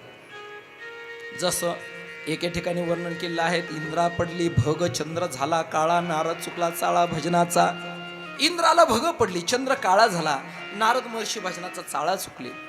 सज्जनो, खऱ्या अर्थाने हे आपल्याला शिकवण्यासाठी, हे आपल्याला शिकवण्यासाठी इंद्राच्या जीवनात असं का झालं, चंद्राच्या जीवनात तसं का झालं, नारद मुनींच्या जीवनात, हे आपल्याला शिकवण्यासाठी की मोठमोठे लोक आहेत ते सुद्धा आणि या मायाच्या विळख्यात कसे पडतात हे सांगण्यासाठी. मग जगताला काहीतरी शिकवण्यासाठी ही सगळ्या प्रकारची पद्धती आहे. या ठिकाणी सगळ्या प्रकारची पदं निर्माण केलेली आहेत जगताच्या व्यवस्थापनासाठी. तसं इंद्राकडून सुद्धा अनेक वेळेस अपराध घडलेले आहे. नवनाथ ग्रंथामध्ये आपण जर पाहिलं तर नवनाथांची कथा आपण पाठीमागे केली, त्याच्यामध्ये विस्ताराने हा विषय सांगितलेला आहे की सगळे असणारे नवनाथ जे आहेत ज्यावेळेस त्या स्वर्ग लोकामध्ये जातात त्यावेळेस इंद्र आणि चोरून ती विद्या ग्रहण करतोय, तिथं अपराध घडतो आहेत नवनाथांचा. तसं अनेक ठिकाणी इंद्राकडून आणि चंद्राकडून अपराध घडलेला आहे. त्याच पद्धतीनं ज्यावेळी हे असणारे काकराज आणि शनेश्वर महाराज बाहेर गेलेले हे पाहून इंद्राने काय केलेलं आहे, त्या काक लोकांवरती आक्रमण केलेलं आहे आणि आक्रमण केलेले त्याच्यामध्ये हजारो लाखो असणारे जे काक आहेत, इतर जे आहेत ते भस्मसात होऊन गेलेले आणि त्या काक राजाची आई सुद्धा भस्मसात झाली.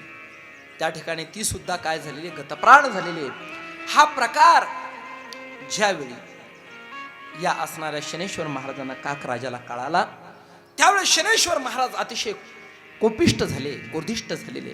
त्यांना क्रोध आला आणि क्रोध आल्यानंतर त्यांनी काय केलं, तो काकराज जे आहेत तर त्या काक राजाला आपल्या शक्तीपैकी काही शक्तीचा अंश देऊन, बघा ध्यानात ठेवा, भगवान महाविष्णू गरुडावरती बसतात नाही का, गरुडावरती बसतात. वास्तविक महाविष्णूंची ताकद शक्ती प्रचंड आहे आणि गरुडामध्ये तेवढी शक्ती नाही, परंतु त्या गरुडाला सुद्धा ती शक्ती महाविष्णूंनीच प्रदान केलेली आहे. म्हणून महाविष्णूंच्या शक्तीनेच गरुडजी महाविष्णूंना त्या ठिकाणी आपल्या अंगाखांद्यावरती वागू शकतात. ध्यानात ठेवा. म्हणून कित्येक वेळेस गरुडांना सुद्धा अभिमान झाला, तो भगवान महाविष्णूंनी दूर केलेला आहे की बाबा ही शक्ती तुझी नाही, ही शक्ती माझीच आहे. निमित्त मात्र तुला मी या ठिकाणी केलेलं आहे नाही का. निमित्ताचा धनी केला असे प्राणी, माझे माझे म्हणून व्यर्थ गेला. आपण सुद्धा निमित्त मात्रच आहे बरं का, ध्यानात ठेवा. आपण पण निमित्त मात्रच आहे. काही काही माणसं म्हणतात पाठ्या लात मारील तिथं पाणी काढील म्हणतात, लात मारील तिथं पाणी काढील. एकदा याचीच लघवी अडकली बरं का, याचीच लघवी अडकली.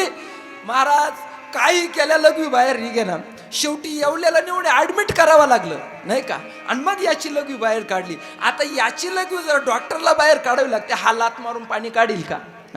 अरे बाबा तू निमित्त मात्र आहे, निमित्त मात्र बहुसव्य साची हे समजून घे जरा.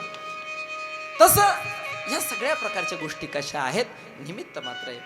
तसं जसं गरुडजींच्या ठिकाणी निमित्त मात्र म्हणून ते भगवान आणि महाविष्णूंना वाहून नेतात, नंदकेश्वर सुद्धा जरी समजा भगवान शिवाला वाहून नेत असतील तरी ती ताकद भगवान शिवाची. तसं काक राजाला शनेश्वर महाराजांनी काही शक्ती प्रदान केली आणि शक्ती प्रदान केल्यानंतर हे शनेश्वर महाराज त्या काक राजावरती आरूढ झाले आणि आरूढ झाल्यानंतर आता मात्र ते स्वर्गाच्या दिशेने निघालेले आहेत. सर्व असणारे इंद्रचंद्रादी देव आणि सोमपान करण्यामध्ये आणि मस्त मशगूल असताना ज्या वेळेस शनेश्वर महाराज आणि त्या स्वर्ग लोकामध्ये जातात, गेल्यानंतर इंद्रचंद्राची ज्या देवता आहेत त्या सगळ्या आणि विरोध करण्यासाठी म्हणजे आक्रमण करण्यासाठी शनेश्वर महाराज आलेले हे पाहिलं. आता शनेश्वर महाराजांचं जे उग्र स्वरूप होतं त्या उग्र स्वरूपाच्या द्वारे ते ज्या वेळेस ते आल्यानंतर ते उग्र स्वरूप पाहिलं, कित्येक असणाऱ्या देवता पळून गेल्या आणि काही देवता आहे त्या शस्त्रास्त्र सह शनेश्वर महाराजांना आणि प्रतिरोध करण्यासाठी गेलेले आहेत. त्यावेळेस शनी महाराजांनी आपली असणारी वक्रदृष्टी ज्यावेळेस त्यांच्यावरती टाकली, त्याचा परिणाम सर्वच्या सर्व असणाऱ्या देवता मूर्छित होऊन पडलेले आहेत. त्यांच्या शरीराला ग्लानी आलेली आहे आणि कोणामध्येच कुठल्याच प्रकारचं सामर्थ्य राहिलेलं नाही. आपले असणारे शस्त्र हे शस्त्र घेणं सुद्धा त्यांना महाग झालेलं आहे. आणि मग अशा वेळी मात्र शनेश्वर महाराजांनी त्यांची शस्त्र घेतली आणि त्यांच्या शस्त्राच्या द्वारे त्यांच्यावरतीच प्रहार करून ह्या ज्या देवता होत्या यांना परास्त केलं. आणि परास्त केल्यानंतर काही देवता तिथून आणि पळून गेलेल्या आहेत, काही तशाच तिथं मूर्छित पडलेल्या आहेत. सूर्यनारायणाला ज्यावेळेस कळालं की अशा पद्धतीनं हा जो शनी आहे हा इंद्र लोकावरती चाल करून गेलेला आहे, हे पाहिल्यानंतर सूर्यनारायण भगवान परमात्मा आले आणि आल्यानंतर त्यांनी शनी देवाला सांगितलं, हे शनी, या देवता लोकांकडे कुपिष्ट नजरेनं पाहू नको, यांना त्रास देऊ नको, किंवा युद्ध बंद कर. परंतु शनेश्वर महाराजांनी मात्र सूर्यदेवाच्या या असणाऱ्या आज्ञेला कुठल्याच प्रकारची भीक घातली नाही. उलट आता मात्र शनेश्वर महाराजांनी आपली असणारी वक्रदृष्टी आपल्या पित्यावरती फिरवल्यानंतर सूर्यनारायण भगवान परमात्म्याचं तेज नष्ट होऊन गेलं. हा प्रकार झाल्यानंतर सूर्यनारायण भगवान परमात्मा निस्तेज झालेले आहेत आणि सूर्यनारायणाचं सुद्धा शनेश्वर महाराजांच्या वक्रदृष्टी पुढे काहीच चाललेलं नाही. सूर्यनारायण भगवान परमात्मा तिथून निघून गेले आणि आता मात्र देवता लोक जे आहेत घाबरलेल्या देवता महादेवाला शरण जातात, त्राहिमाम त्राहिमाम त्राहिमाम संपूर्ण. आणि त्या ठिकाणी एकच हाहाकार झालेला आहे. शिवशंकर भगवान परमात्म्याला वस्तुस्थितीचं ज्ञान झालं आणि शिवशंकर भगवान परमात्मा स्वर्गाच्या दिशेनं निघालेले आहेत. स्वर्गाच्या दिशेनं कैलासामधून निघाले आणि निघाल्यानंतर गेल्यानंतर शिवशंकर भगवान परमात्म्यानं शनिदेवाला युद्ध थांबवण्यासाठी सांगितलं. परंतु शनिदेवाकडून थोडीशी घाई झाली. शनिदेवाला असं क्रोधित झालेले होते आणि क्रोधित अवस्थेमध्ये त्यांना असं वाटलं की मी भगवान शंकराला सुद्धा काय करेल, धडा शिकवेल. आणि असं म्हणून शनिदेवाने आपली असणारी कोपदृष्टी जी आहेत, आपली असणारी क्रोधित दृष्टी जी आहेत, वक्रदृष्टी आहेत, ती भगवान शंकरावरती टाकली. परंतु सज्जनो ध्यानात ठेवा, प्रत्येक गोष्टीला मर्यादा, एव्हरीथिंग हॅज लिमिटेशन्स. प्रत्येक गोष्टीला मर्यादा आहे. आणि म्हणून शनिदेवाच्या वक्रदृष्टीचा परिणाम जरी इंद्रचंद्रादी देवांवरती झाला, परंतु महादेवावरती मात्र त्याचा कुठल्याच प्रकारचा परिणाम झाला नाही. तिसरा नेत्र जो आहे, या तिसऱ्या नेत्राच्या द्वारे, त्याला ज्ञानाचाही नेत्र म्हणतात आणि त्याला संवाराचा नेत्र म्हणतात. ज्यावेळेस भगवान शिवशंकर परमात्मा कोपिष्ट होत असतात, क्रोधावतात, त्यावेळी ते आपला तिसरा डोळा उघडतात. आणि एकदा का भगवान शंकराचा तिसरा डोळा जर उघडला तर संपूर्ण विश्वाचा संहार करण्याची ताकद भगवान शिवशंकर परमात्म्यामध्ये आहे.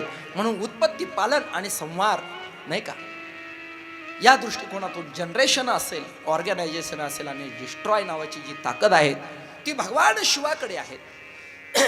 भगवान शिवाने आपला तिसरा डोळा उघडला, पण उघडत असताना पूर्ण नाही उघडला, बरं का, पूर्ण नाही उघडला. थोडासा किंचित तो डोळा उघडला आणि आपली जी नजर आहे ती शनेश्वर महाराजांच्या वक्रदृष्टीकडे टाकल्यानंतर शनेश्वर महाराजांच्या वक्रदृष्टीचा असणारा कोप तात्काळ नष्ट तर झालाच, पण त्या दृष्टीचा परिणाम शनेश्वर महाराजांचं जे शरीर आहे ते मध्यभागी त्या ठिकाणी काय झालेलं आहे, फाटलं गेलेलं आहे. आणि अशा अवस्थेमध्ये शनेश्वर महाराज मूर्छित झाले आणि मूर्छित झाल्यानंतर मृत्यू लोकाच्या दिशेनं त्यांचं जे धड आहेत ते आलेले. अशा अवस्थेमध्ये शनेश्वर महाराज या असणाऱ्या मृत्यू लोकात पृथ्वी तलावरती त्यांचं शरीर आणि पडलेलं आहे, ग्लानी आलेली आहेत. आणि ग्लानी आलेल्या अवस्थेमध्ये शनेश्वर महाराज एका पिंपळाच्या वृक्षावरती काय झालेले आहेत, तिथं पडलेले आहेत. पिंपळाच्या वृक्षावरती पडल्यानंतर इतर जे वृक्ष होते ते मोडून तोडून गेले. एक पिंपळाचा वृक्ष होता आणि त्या पिंपळाच्या वृक्षावरती शनेश्वर महाराज तसेच पडलेले आहेत, मूर्छा आलेले. शनेश्वर महाराजांना काहीच करता येईना. परंतु अशा अवस्थेमध्ये, त्या मूर्छित अवस्थेमध्ये सुद्धा शनेश्वर महाराजांनी पाहिलं की ही महादेवाची काय आहे शक्ती आहे. आणि त्या मूर्छित पडलेल्या अवस्थेत ग्लानीमध्ये शनेश्वर महाराजांनी काय केलेलं आहे, तपश्चर्या सुरू केलेली. ती तपश्चर्या कशी मूर्छित आहेत, परंतु मात्र भगवान आणि शिवाचं ते स्मरण करतायत. ओम नमः शिवाय, ओम नमः शिवाय, हर हर भोले नमः शिवाय, नमः शिवाय, नमः शिवाय, हर हर भोले नमः शिवाय. ओम नमः शिवाय, ओम नमः शिवाय, भोले नमः शिवाय, नमः शिवाय, नमः शिवाय, हर हर भोले नमः शिवाय. शिव जटाधराय, शिव जटाधराय, शिव जटाधराय, हर हर भोले नमः शिवाय. शिव जटाधराय, शिव जटाधराय, हर हर भोले नमः शिवाय. टाळी वाजवा. शिव जटाधराय, शिव जटाधराय, हर हर भोले नमः शिवाय. ओम नमः शिवाय, ओम नमः भोले नमः शिवाय, नमः शिवाय, ओम नमः शिवाय, हर हर भोले नमः शिवाय. ओम नमः शिवाय, ओम नमः शिवाय, हर हर भोले नमः शिवाय. ओम नमः शिवाय, ओम नमः शिवाय, हर हर भोले नमः शिवाय. शिव गंगाधराय, शिव गंगाधराय, हर हर भोले नमः शिवाय. शिव शिव गंगाधराय शिव गंगाधराय हर हर भोले नमः शिवाय भोले नमः शिवाय शिव अमृतेश्वराय शिव अमृतेश्वराय हर हर भोले नमः शिवाय ओंकारेश्वराय शिव ओंकारेश्वराय हर हर भोले नमः शिवाय ओंकारेश्वराय शिव ओंकारेश्वराय हर हर भोले नमः शिवाय ओम नमः शिवाय ओम नमः शिवाय हर हर भोले नमः शिवाय नमः शिवाय ओम नमः शिवाय हर हर भोले नमः शिवाय ओम नमः शिवाय ओम नमः शिवाय हर हर भोले नमः शिवाय नमः शिवाय ओम नमः शिवाय हर हर भोले नमः शिवाय ओम नमः शिवाय ओम नमः शिवाय हर हर भोले नमः शिवाय ओम नमः शिवाय ओम नमः शिवाय हर हर भोले नमः शिवाय कुंडलिका वरदे हर विठ्ठल श्री ज्ञानदेव महाराज शनेश्वर भगवान की जय पवन सुत हनुमान की जय उमापति महादेव की जय गौ माता की जय नर्मदा मैया की जय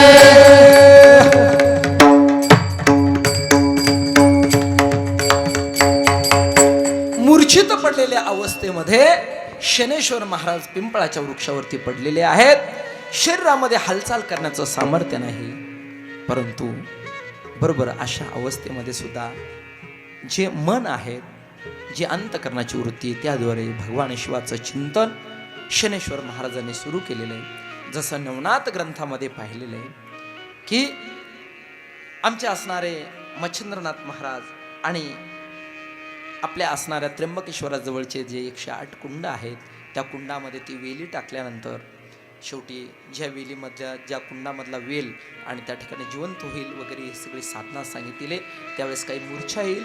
अशा मूर्छित अवस्थेमध्ये सुद्धा मत्स्येंद्रनाथ महाराजांनी आपलं चिंतन जसं जागृत ठेवलं, तसं शनेश्वर महाराजांनी आणि त्या पिंपळ वृक्षावरती पडलेले शरीरामध्ये ताकद राहिलेली नाही, परंतु अंतकरणाच्या वृत्तीच्याद्वारे भगवान शिवशंकर परमात्म्याचं चिंतन चालू केलं.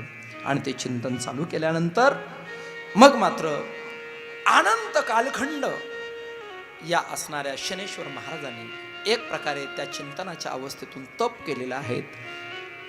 तपाच्या अंती आशुतोष शूलपाणेश्वर भगवान शिवशंकर परमात्मा प्रसन्न झाले आणि प्रसन्न झाल्यानंतर आपली कृपादृष्टी शंकर परमात्म्याने शनेश्वर महाराजांवरती टाकली. आणि शनेश्वर महाराजांवरती टाकल्यानंतर शनेश्वर महाराजांमध्ये शक्ती प्राप्त झाली. शनेश्वर महाराजांनी भगवान शिवशंकर परमात्म्याला नमन केलं आणि अशा अवस्थेमध्ये भगवान शिवाचं चिंतन शनेश्वर महाराजांनी केल्यामुळे शिवशंकर परमात्मा प्रसन्न झालेले आहेत. प्रसन्न झालेल्या शिवशंकर परमात्म्याने मात्र काय केलेलं आहे, तर आता मात्र शनेश्वर महाराजांना काही वरदान दिलेले आहे. सजन त्या पिंपळाच्या झाडावरती पडून ही साधना केल्यामुळं त्या पिंपळाच्या झाडाला सुद्धा शनेश्वर महाराजांनी काही वरदानं दिलेली आहेत. उद्या आपण तो भाग पाहू. आणि याच बरोबर भगवान शंकराने सुद्धा शनेश्वर महाराजांना काही शक्ती प्रदान केली. आणि शक्ती प्रदान केल्यानंतर भगवान शिवशंकर परमात्म्याने शनेश्वर महाराजांसाठी एक स्वतंत्र अशा पद्धतीच्या एका लोकाची निर्मिती केली आणि त्या लोकाला शनी लोक अशा पद्धतीचं त्याचं नामकरण केलं. आणि तो स्वतंत्र असणारा जो लोक आहे, जसं आतळ वितळ सुतळ तळतळ रसातळ महातळ पाताळ भूलोक घोरलोक सुरलोक जनलोक मोरलोक तपलोक सत्यलोक, हे जसं 14 लोकांचं एक ब्रह्मांड आहे. याच्यापैकी जसं राजा बलीला काय केलेलं आहे, तर सुतळ लोकाचं राज्य हे कायमचं काय केलं आहे, तर त्या ठिकाणी प्रदान केलेले. पाताळ लोकामध्ये पुण्यवंत पाताळ लोकी नेला, याच्यामध्ये राजा बळीला आणि त्या ठिकाणी पाताळ लोकामध्ये नेलेले. तिसरा पाय आपला त्यांच्या मस्तकावरती ठेवला, त्यांना पाताळ लोकामध्ये नेलं. तरी परंतु सुतळ लोकाचं राज्य राजा बलीला कायमस्वरूपीचं त्या ठिकाणी दिलेलं आहे. आणि भगवान असणारे जे काही महाविष्णू आहेत त्यांच्या द्वारावरती नित्य द्वारपाल म्हणून कार्य करतात, तसं भगवान शिवशंकर परमात्म्याने सुद्धा शनेश्वर महाराजांसाठी एका स्वतंत्र लोकाची निर्मिती केली आणि त्या लोकाला शनी लोक अशा पद्धतीचं नामकरण करून आणि त्या शनी लोकाचं राज्य शनेश्वर महाराजांना प्रदान केलेलं आहे. एवढंच नाही तर आता मात्र भगवान शिवशंकर परमात्म्याने एक महत्वपूर्ण एक जे पद आहेत जे जगामध्ये अत्यंत महत्वाचं आहे, नाही का सज्जनो? कायदा सुव्यवस्था हा जगताचा पाया आहे. Law is the foundation of universe म्हटलेले. कायदा सुव्यवस्था जगताचा पाया आहे आणि म्हणून कायदा जो आहे तो सर्वांनी पालन केलं पाहिजे. आज प्रत्येक जणाला आपला हक्क पाहिजे, पण कर्तव्याचं पालन कोणी करायला तयार नाही, नाही का? कर्तव्याचं पालन कोणी करायला त्या ठिकाणी म्हणजे करायला तयार नाही. फक्त कीर्तनकारांकडून लोकांची अपेक्षा असते कीर्तनकारांनी असं वागलं पाहिजे. अरे श्रोत्यांवरती पण काही जबाबदारी त्या ठिकाणी, बरोबर आहे का नाही? श्रोत्यांवरती पण जबाबदारी. तुम्ही कीर्तनाला येतात, प्रवचनाला येतात, आल्यानंतर कोणी कधी येतो त्या ठिकाणी, कधी येतो कधी वाटलं का उठून जातो त्या ठिकाणी. हा मग आता कीर्तनकाराला आता जर समजा आम्ही इथं शर्ट आणि जर असं सूटबुटामध्ये आलो, तुम्ही आम्हाला कीर्तनकार म्हणाल का त्या ठिकाणी? नाही, आम्ही आमचं धोती वस्त्र परिधान केलं पाहिजे, आम्ही आमचा असणारा योग्य पद्धतीचा शर्ट घातला पाहिजे, डोक्यावरती आमच्या फेटा असला पाहिजे, नाही तर टोपी असली पाहिजे, काहीतरी असलं पाहिजे त्या ठिकाणी, तर तुम्ही आम्हाला स्वीकार कराल, बरोबर आहे का नाही? म्हणून जसं कीर्तनकाराला मर्यादा आहे, कीर्तनकाराला सुद्धा मर्यादा आहे. कीर्तनकारानं काय बोलावं, कोणत्या पद्धतीचं प्रबोधन करावं. सजनो, कथा त्रिवेणी संगमी, देव भक्त आणि नाम, देव भक्त नाम हे सोडून बोलू नये. इतर गोष्टीचं चिंतन कीर्तनकाराने करू नये. तसं श्रवण करणाऱ्याने सुद्धा आपली मर्यादा सांभाळावी. ठीक आहे, एखाद्या वेळेस समजा बसलेले लोक असतील, काहींना बसणं त्या ठिकाणी अवघड होत असेल तर ठीक आहे, चूल करून बसलं तर काही हरकत नाही त्या ठिकाणी. आता काही चूल करून बसतात त्या ठिकाणी, नाही का? असू द्या. मी कधीच कोणाला, मी बघा माझे अनेक कीर्तनं आहेत टाकलेले युट्यूबला, एखाद्या टाळकऱ्यानं चुकीचं जरी प्रमाण दिलं तरी सुद्धा मी कधी कोणाचा उपहास करत नाही. अरे बाबा दिलंय ना, त्यानं प्रमाण दिलंय, त्यानं अभ्यासपूर्ण प्रमाण द्यावं या मताचं मी. अरे बाबा तू आळंदीला गेला, आळंदीला राहिला, तिथं शिकला, तो बिचारा घरी आपलं कष्ट करतोय, शेतामध्ये जातोय, आपला कर्मयोग करतोय, त्याच्यामधून 100 रुपये दक्षिणा असेल, 1000 रुपये दक्षिणा असेल, सप्ताहाला देतो, नाही का? आणि त्याच्यामधून हे सप्ताह चालतात. हे तुमचे उपकार आहे महाराज कीर्तनकारावरती. कीर्तनकार हे विसरूनच गेला. तो इथं कंबर बांधलं की त्याला वाटतं माझ्यासारखं हुशार कोणीच नाही त्या ठिकाणी. जर खरंच जर कीर्तन जर तुम्ही जर बंद करून टाकले ना महाराज, तुमच्या घरी आम्हाला आहे ना पाणी भरायला यावं लागेल महाराज त्या ठिकाणी, खरं सांगतो. आणि मग अशा वेळेस एखादा बिचारा शेतकरी असेल, त्याला आवड असेल, दिलं त्यानं एखादं प्रमाण. काही इथं गोड गाव्या गायला म्हणजेच कीर्तन होत असतं का? हा त्या गाव्या ज्याला येत असेल त्यानं ते गावं. फार कधी कधी विक्षेपही होतो, नाही असं काही नाही त्याचा, परंतु तरी सुद्धा दिलं असेल बिचाराने एखादं प्रमाण, चुकलं असेल चुकू दे ना. काय काय फरक काय पडला त्या ठिकाणी? काय फरक पडला त्यानं? एक मुलगा आईला म्हणता आई मला भाकर दे, आणि एक मुलगा म्हणता काकर दे, त्याला बोलता येत नाहीत, आई दोघांना भाकरच देत असते. तसं प्रेमाने बिचारा शेतकरी असेल आणि त्याला आवड आहे भजनाची याची त्याची, आणि खरं सांगतो हे भजन जर जागृत ठेवलं असेल तर तुम्हीच लोकांनी जागृत ठेवलेले. कीर्तनकाराला वेळ नाही भजनाला जायला, जा तुम्ही कीर्तनकाराच्या गावामध्ये तिथं आणि विचारा तुमचे महाराज कधी येतात का भजनाला. नाही नाही नाही, बिलकुल नाही, त्यांना सवडच नाही त्या ठिकाणी. अरे एखादी गोष्ट चुकली असेल, काय फरक काय पडतो त्यानं? एकमेकाला समजून घ्यायचं असतं त्या ठिकाणी, एकमेकाला काय करायचं असतं, समजून घ्यायचं असतं. म्हणून हा समजून घेण्याचा विषय आहे. एकमेकाला या ठिकाणी समजून घ्या, म्हणून प्रत्येकाने आपल्या मर्यादेचं पालन करा. मग आता हे झालं महाराज मंडळीच्या बाबतीमध्ये. महाराज मंडळी नाही का जर चुकीचं वर्तन केलं तर तुमचं लक्ष महाराज मंडळीकडे राहतं. तसं तुमच्या जीवनामध्ये सुद्धा तुम्हाला काही गोष्टीचं पालन करायचंय. श्रोत्याच्या सुद्धा मर्यादा आहे. येत असताना वक्त्याच्या अगोदर यावा. ठीक आहे, एखाद्याला वेळ नसेल म्हणून तो लेट आला तर काही हरकत नाही. जाताना सुद्धा वक्ता निघून गेल्यानंतर जावं. ज्या वेळेस कथेला महाराज येतात त्यावेळेस जागेवर उठून उभं राहावं, नमस्कार करावा. का? हा त्या कीर्तनकाराचा मान नाही, त्या कथाकाराचा मान नाही, हा त्या गादीचा सन्मान आहे. हा त्या गादीचा सन्मान आहे. सज्जनो बघा,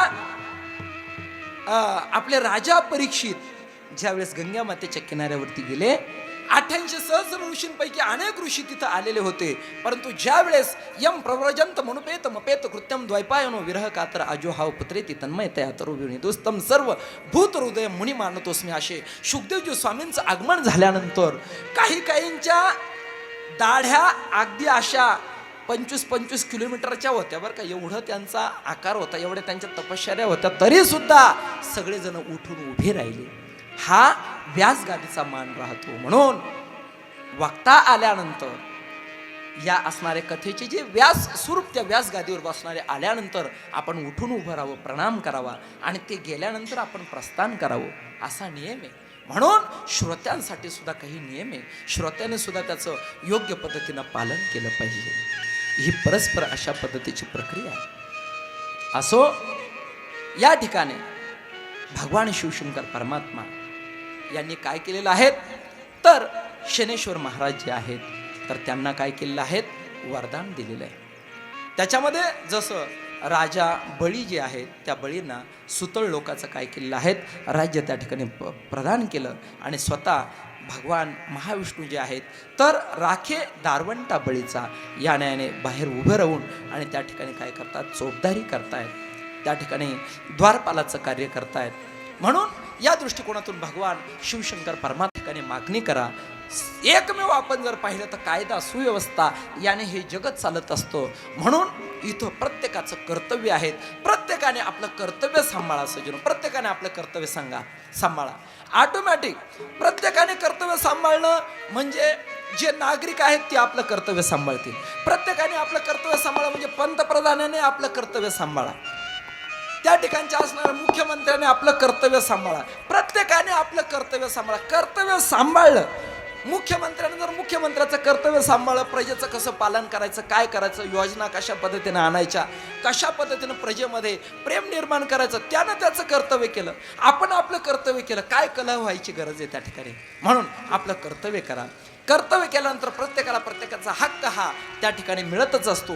या सगळ्यांची पायमल्ली जर होत असेल हक्काची आणि कर्तव्याची, तर त्यावेळेस मात्र मनुष्याच्या ठिकाणी अपराध घडतो आणि त्याचा परिणाम इथं काय होत असतं, जशी राजसत्ता इथं सुद्धा काही चुकीचं जर कर्म जर केलं तर थोड्याच वेळात या ठिकाणी पोलीस येतील आणि ज्यानं चुकीचं कर्म केलं नाही का, म्हणजे अगदीच निंदनीय कर्म असेल, समाज विघातक अशा पद्धतीचं कर्म असेल तर थोड्याच वेळामध्ये राजसत्ता पोलिसांच्या रूपाने येते आणि त्याला काय करत असते, त्याच्या असणाऱ्या कर्माचा दंड त्याला देत असते. एवढ्यासाठी सृष्टीचं नियमन आहेत. आणि म्हणून हा जो कायदा आहे, सुव्यवस्था आहे, याचं जे डिपार्टमेंट आहे ते महादेवाने कोणाकडे दिलेले, शनेश्वर महाराजांकडे दिलेले.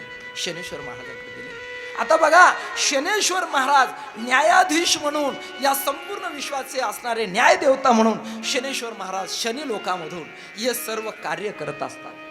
पण शनेश्वर महाराजांच्या बाबतीमध्ये जर पाहिलं तर इकडचे आपले न्यायाधीश फितूर होतील, पण शनेश्वर महाराज हे असे न्यायाधीश आहेत की कोणी किती वशिला लावा तिथं त्यांच्यापाशी वशिला चालत नाहीत. ते काय करतात, जसं आपण कर्म केलेलं असेल त्या कर्माचा दंड त्या व्यक्तीला देतात. मग त्याच्यामध्ये शनेश्वर महाराजांनी आपल्या बापाला पण सोडलं नाही, त्या ठिकाणी स्वतःच्या बापाला पण सोडलं नाही म्हणजे नाही. आणि न्यायाधीश जो आहे त्याच्याकडे अशी साम्यावस्था पाहिजे. बाबा, तुला एवढ्या मोठ्या पदावरती बसवलेलं आहे, एक थोडीशी जर चूक तुझ्याकडून जर झाली तर त्याचा परिणाम हा फार मोठा अनर्थ होऊ शकतो.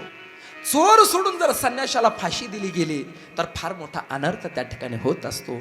म्हणून न्यायाधीश जो आहेत त्यानं अगदीच न्याय काय म्हणतो आहे, कायदा काय म्हणतो, यानं अपराध काय केलेला, अपराध सिद्ध झाला त्या पद्धतीनं आणि त्याला काय केला पाहिजे, दंड दिला पाहिजे.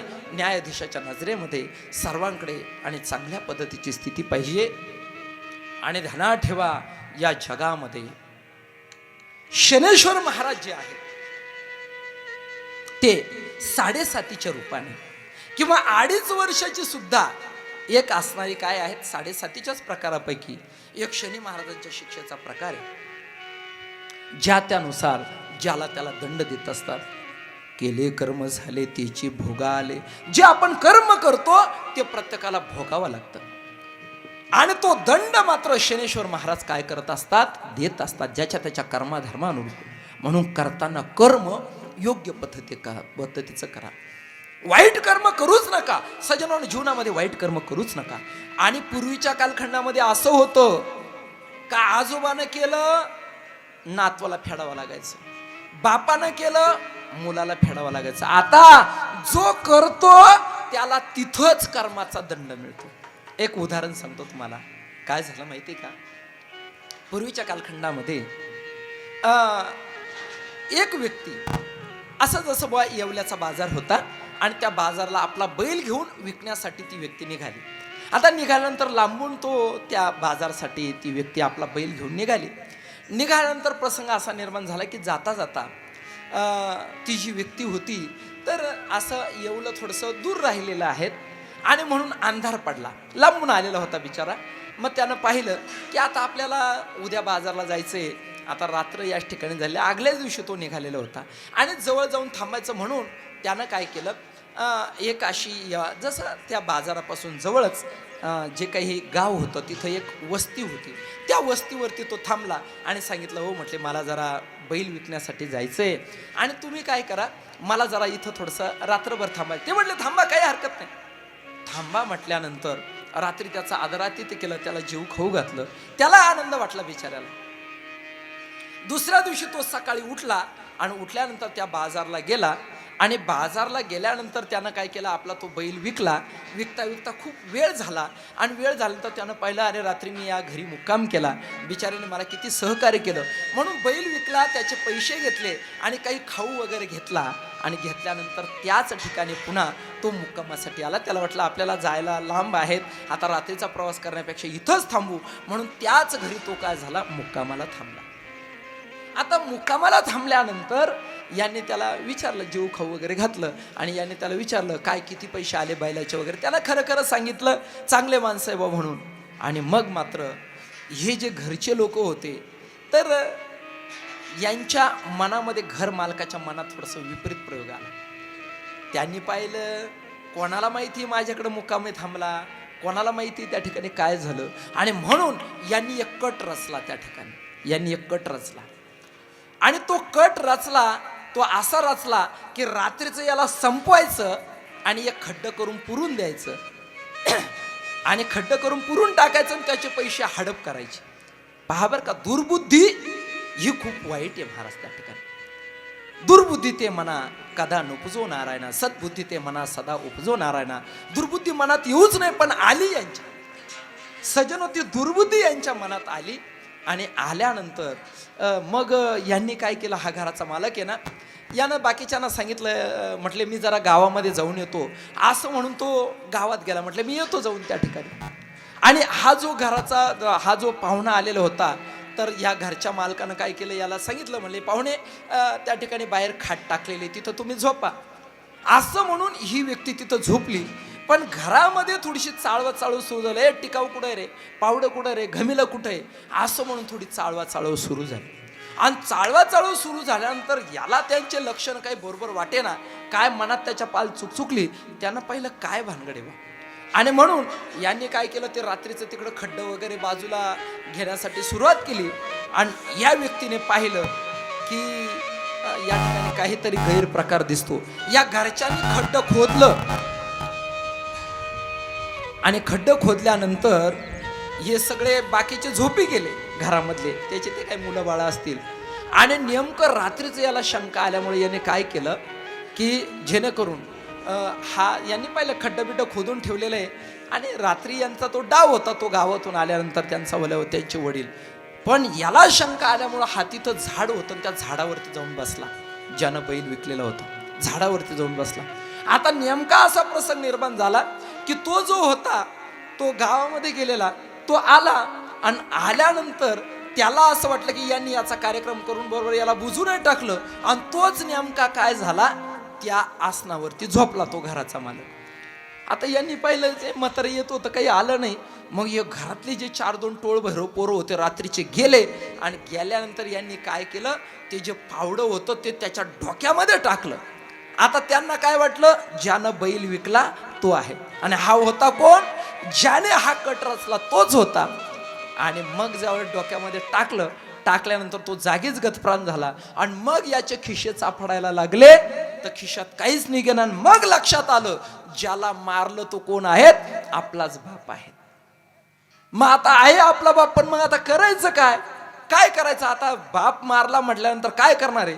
शेवटी जो खड्डा याच्यासाठी खणलेला होता, त्याच खड्ड्यामध्ये कोणाला गाडावं लागलं, ज्याने कट रचला त्याला.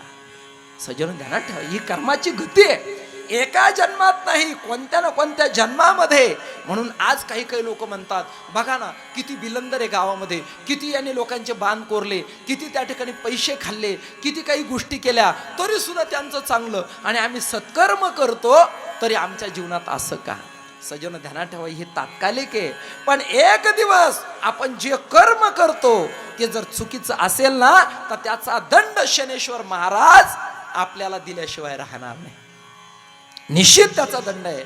म्हणून शनेश्वर महाराजांच्या वक्रदृष्टीमधून जर स्वतःला बाजूला काढायचं असेल, जपायचं असेल ना, तर सज्जनो चुकीचं कर्म करू नका. आणि जो चुकीचं कर्म करणार नाही, शनेश्वर महाराज त्याला कधीच दंड देणार नाही. उलट जो सत्कर्म करतो, चांगल्या पद्धतीने वागतो, चांगली समाजाची सेवा करतो, आपल्या जीवनामध्ये शनेश्वर महाराजांची साधना करतो, देवदेवतांची साधना करतो, या ठिकाणी संतांना मानतो, देवाला मानतो, आणि प्रत्येक प्राणी मात्रामध्ये जे जे भेटे भूत ते ते मानी जे भगवंत, हा भक्तियोग निश्चित जाण माझा, या स्थितीमध्ये राहतो, त्याला सर्वांना. आणि त्या ठिकाणी काय करतात, शनी महाराज आपल्या कृपेची दृष्टी करून, आणि त्या व्यक्तीला कधीच जीवनामध्ये साडेसाती येणार नाही, आणि कोणतीच गोष्ट येणार नाही, आणि आली तरी ती सौम्य पद्धतीची राहील, आणि त्याच्यामधून बाहेर काढण्याची शक्ती सुद्धा शनेश्वर महाराज प्रदान करतील, भगवान शंकर परमात्मा त्याला प्रदान करतील. असो भगवान शिवशंकर परमात्मा यांनी न्यायाधीश पदावरती शनेश्वर महाराजांना आरूढ केलेला आहे. आणि आता हा सर्व प्रकार पाहिल्यानंतर या ठिकाणी जे काही शनेश्वर महाराज जे आहेत त्यांना एवढ्या पदावरती बसवलं, भगवान महादेवाने जे काही इंद्रचंद्रादी देवता आहेत त्यांना पुन्हा शक्ती प्रदान करून आणि त्यांच्या असणाऱ्या स्थानावरती आरूढ केलेलं होतं. इकडं सूर्यदेव नारायण भगवान परमात्म्याला आणि इंद्रादिक देवांना ज्यावेळेस कळालं की ज्या शनेश्वर महाराजांचा आम्ही उपहास करत होतो तेच शनेश्वर महाराज, आणि भगवान महादेवाने त्यांना एवढ्या मोठ्या पदावरती बसवलं, सगळ्यांच्या अंतकरणामधला क्रोध मावळला, सगळ्यांच्या अंतकरणामध्ये उपहासाची जी भावना होती ती मावळली. आणि आता मात्र सूर्यनारायण भगवान परमात्मा छाया मातेसह शनेश्वर महाराजांना आपल्या लोकामध्ये घेऊन गेले, आणि पुढे मात्र शनेश्वर महाराजांच्या सह भगवान सूर्यनारायण परमात्मा आणि त्या ठिकाणी शनेश्वर महाराज अतिशय आनंदामध्ये राहू लागलेले आहेत. आजची कथा आपण याच ठिकाणी पूर्णविराम देऊया.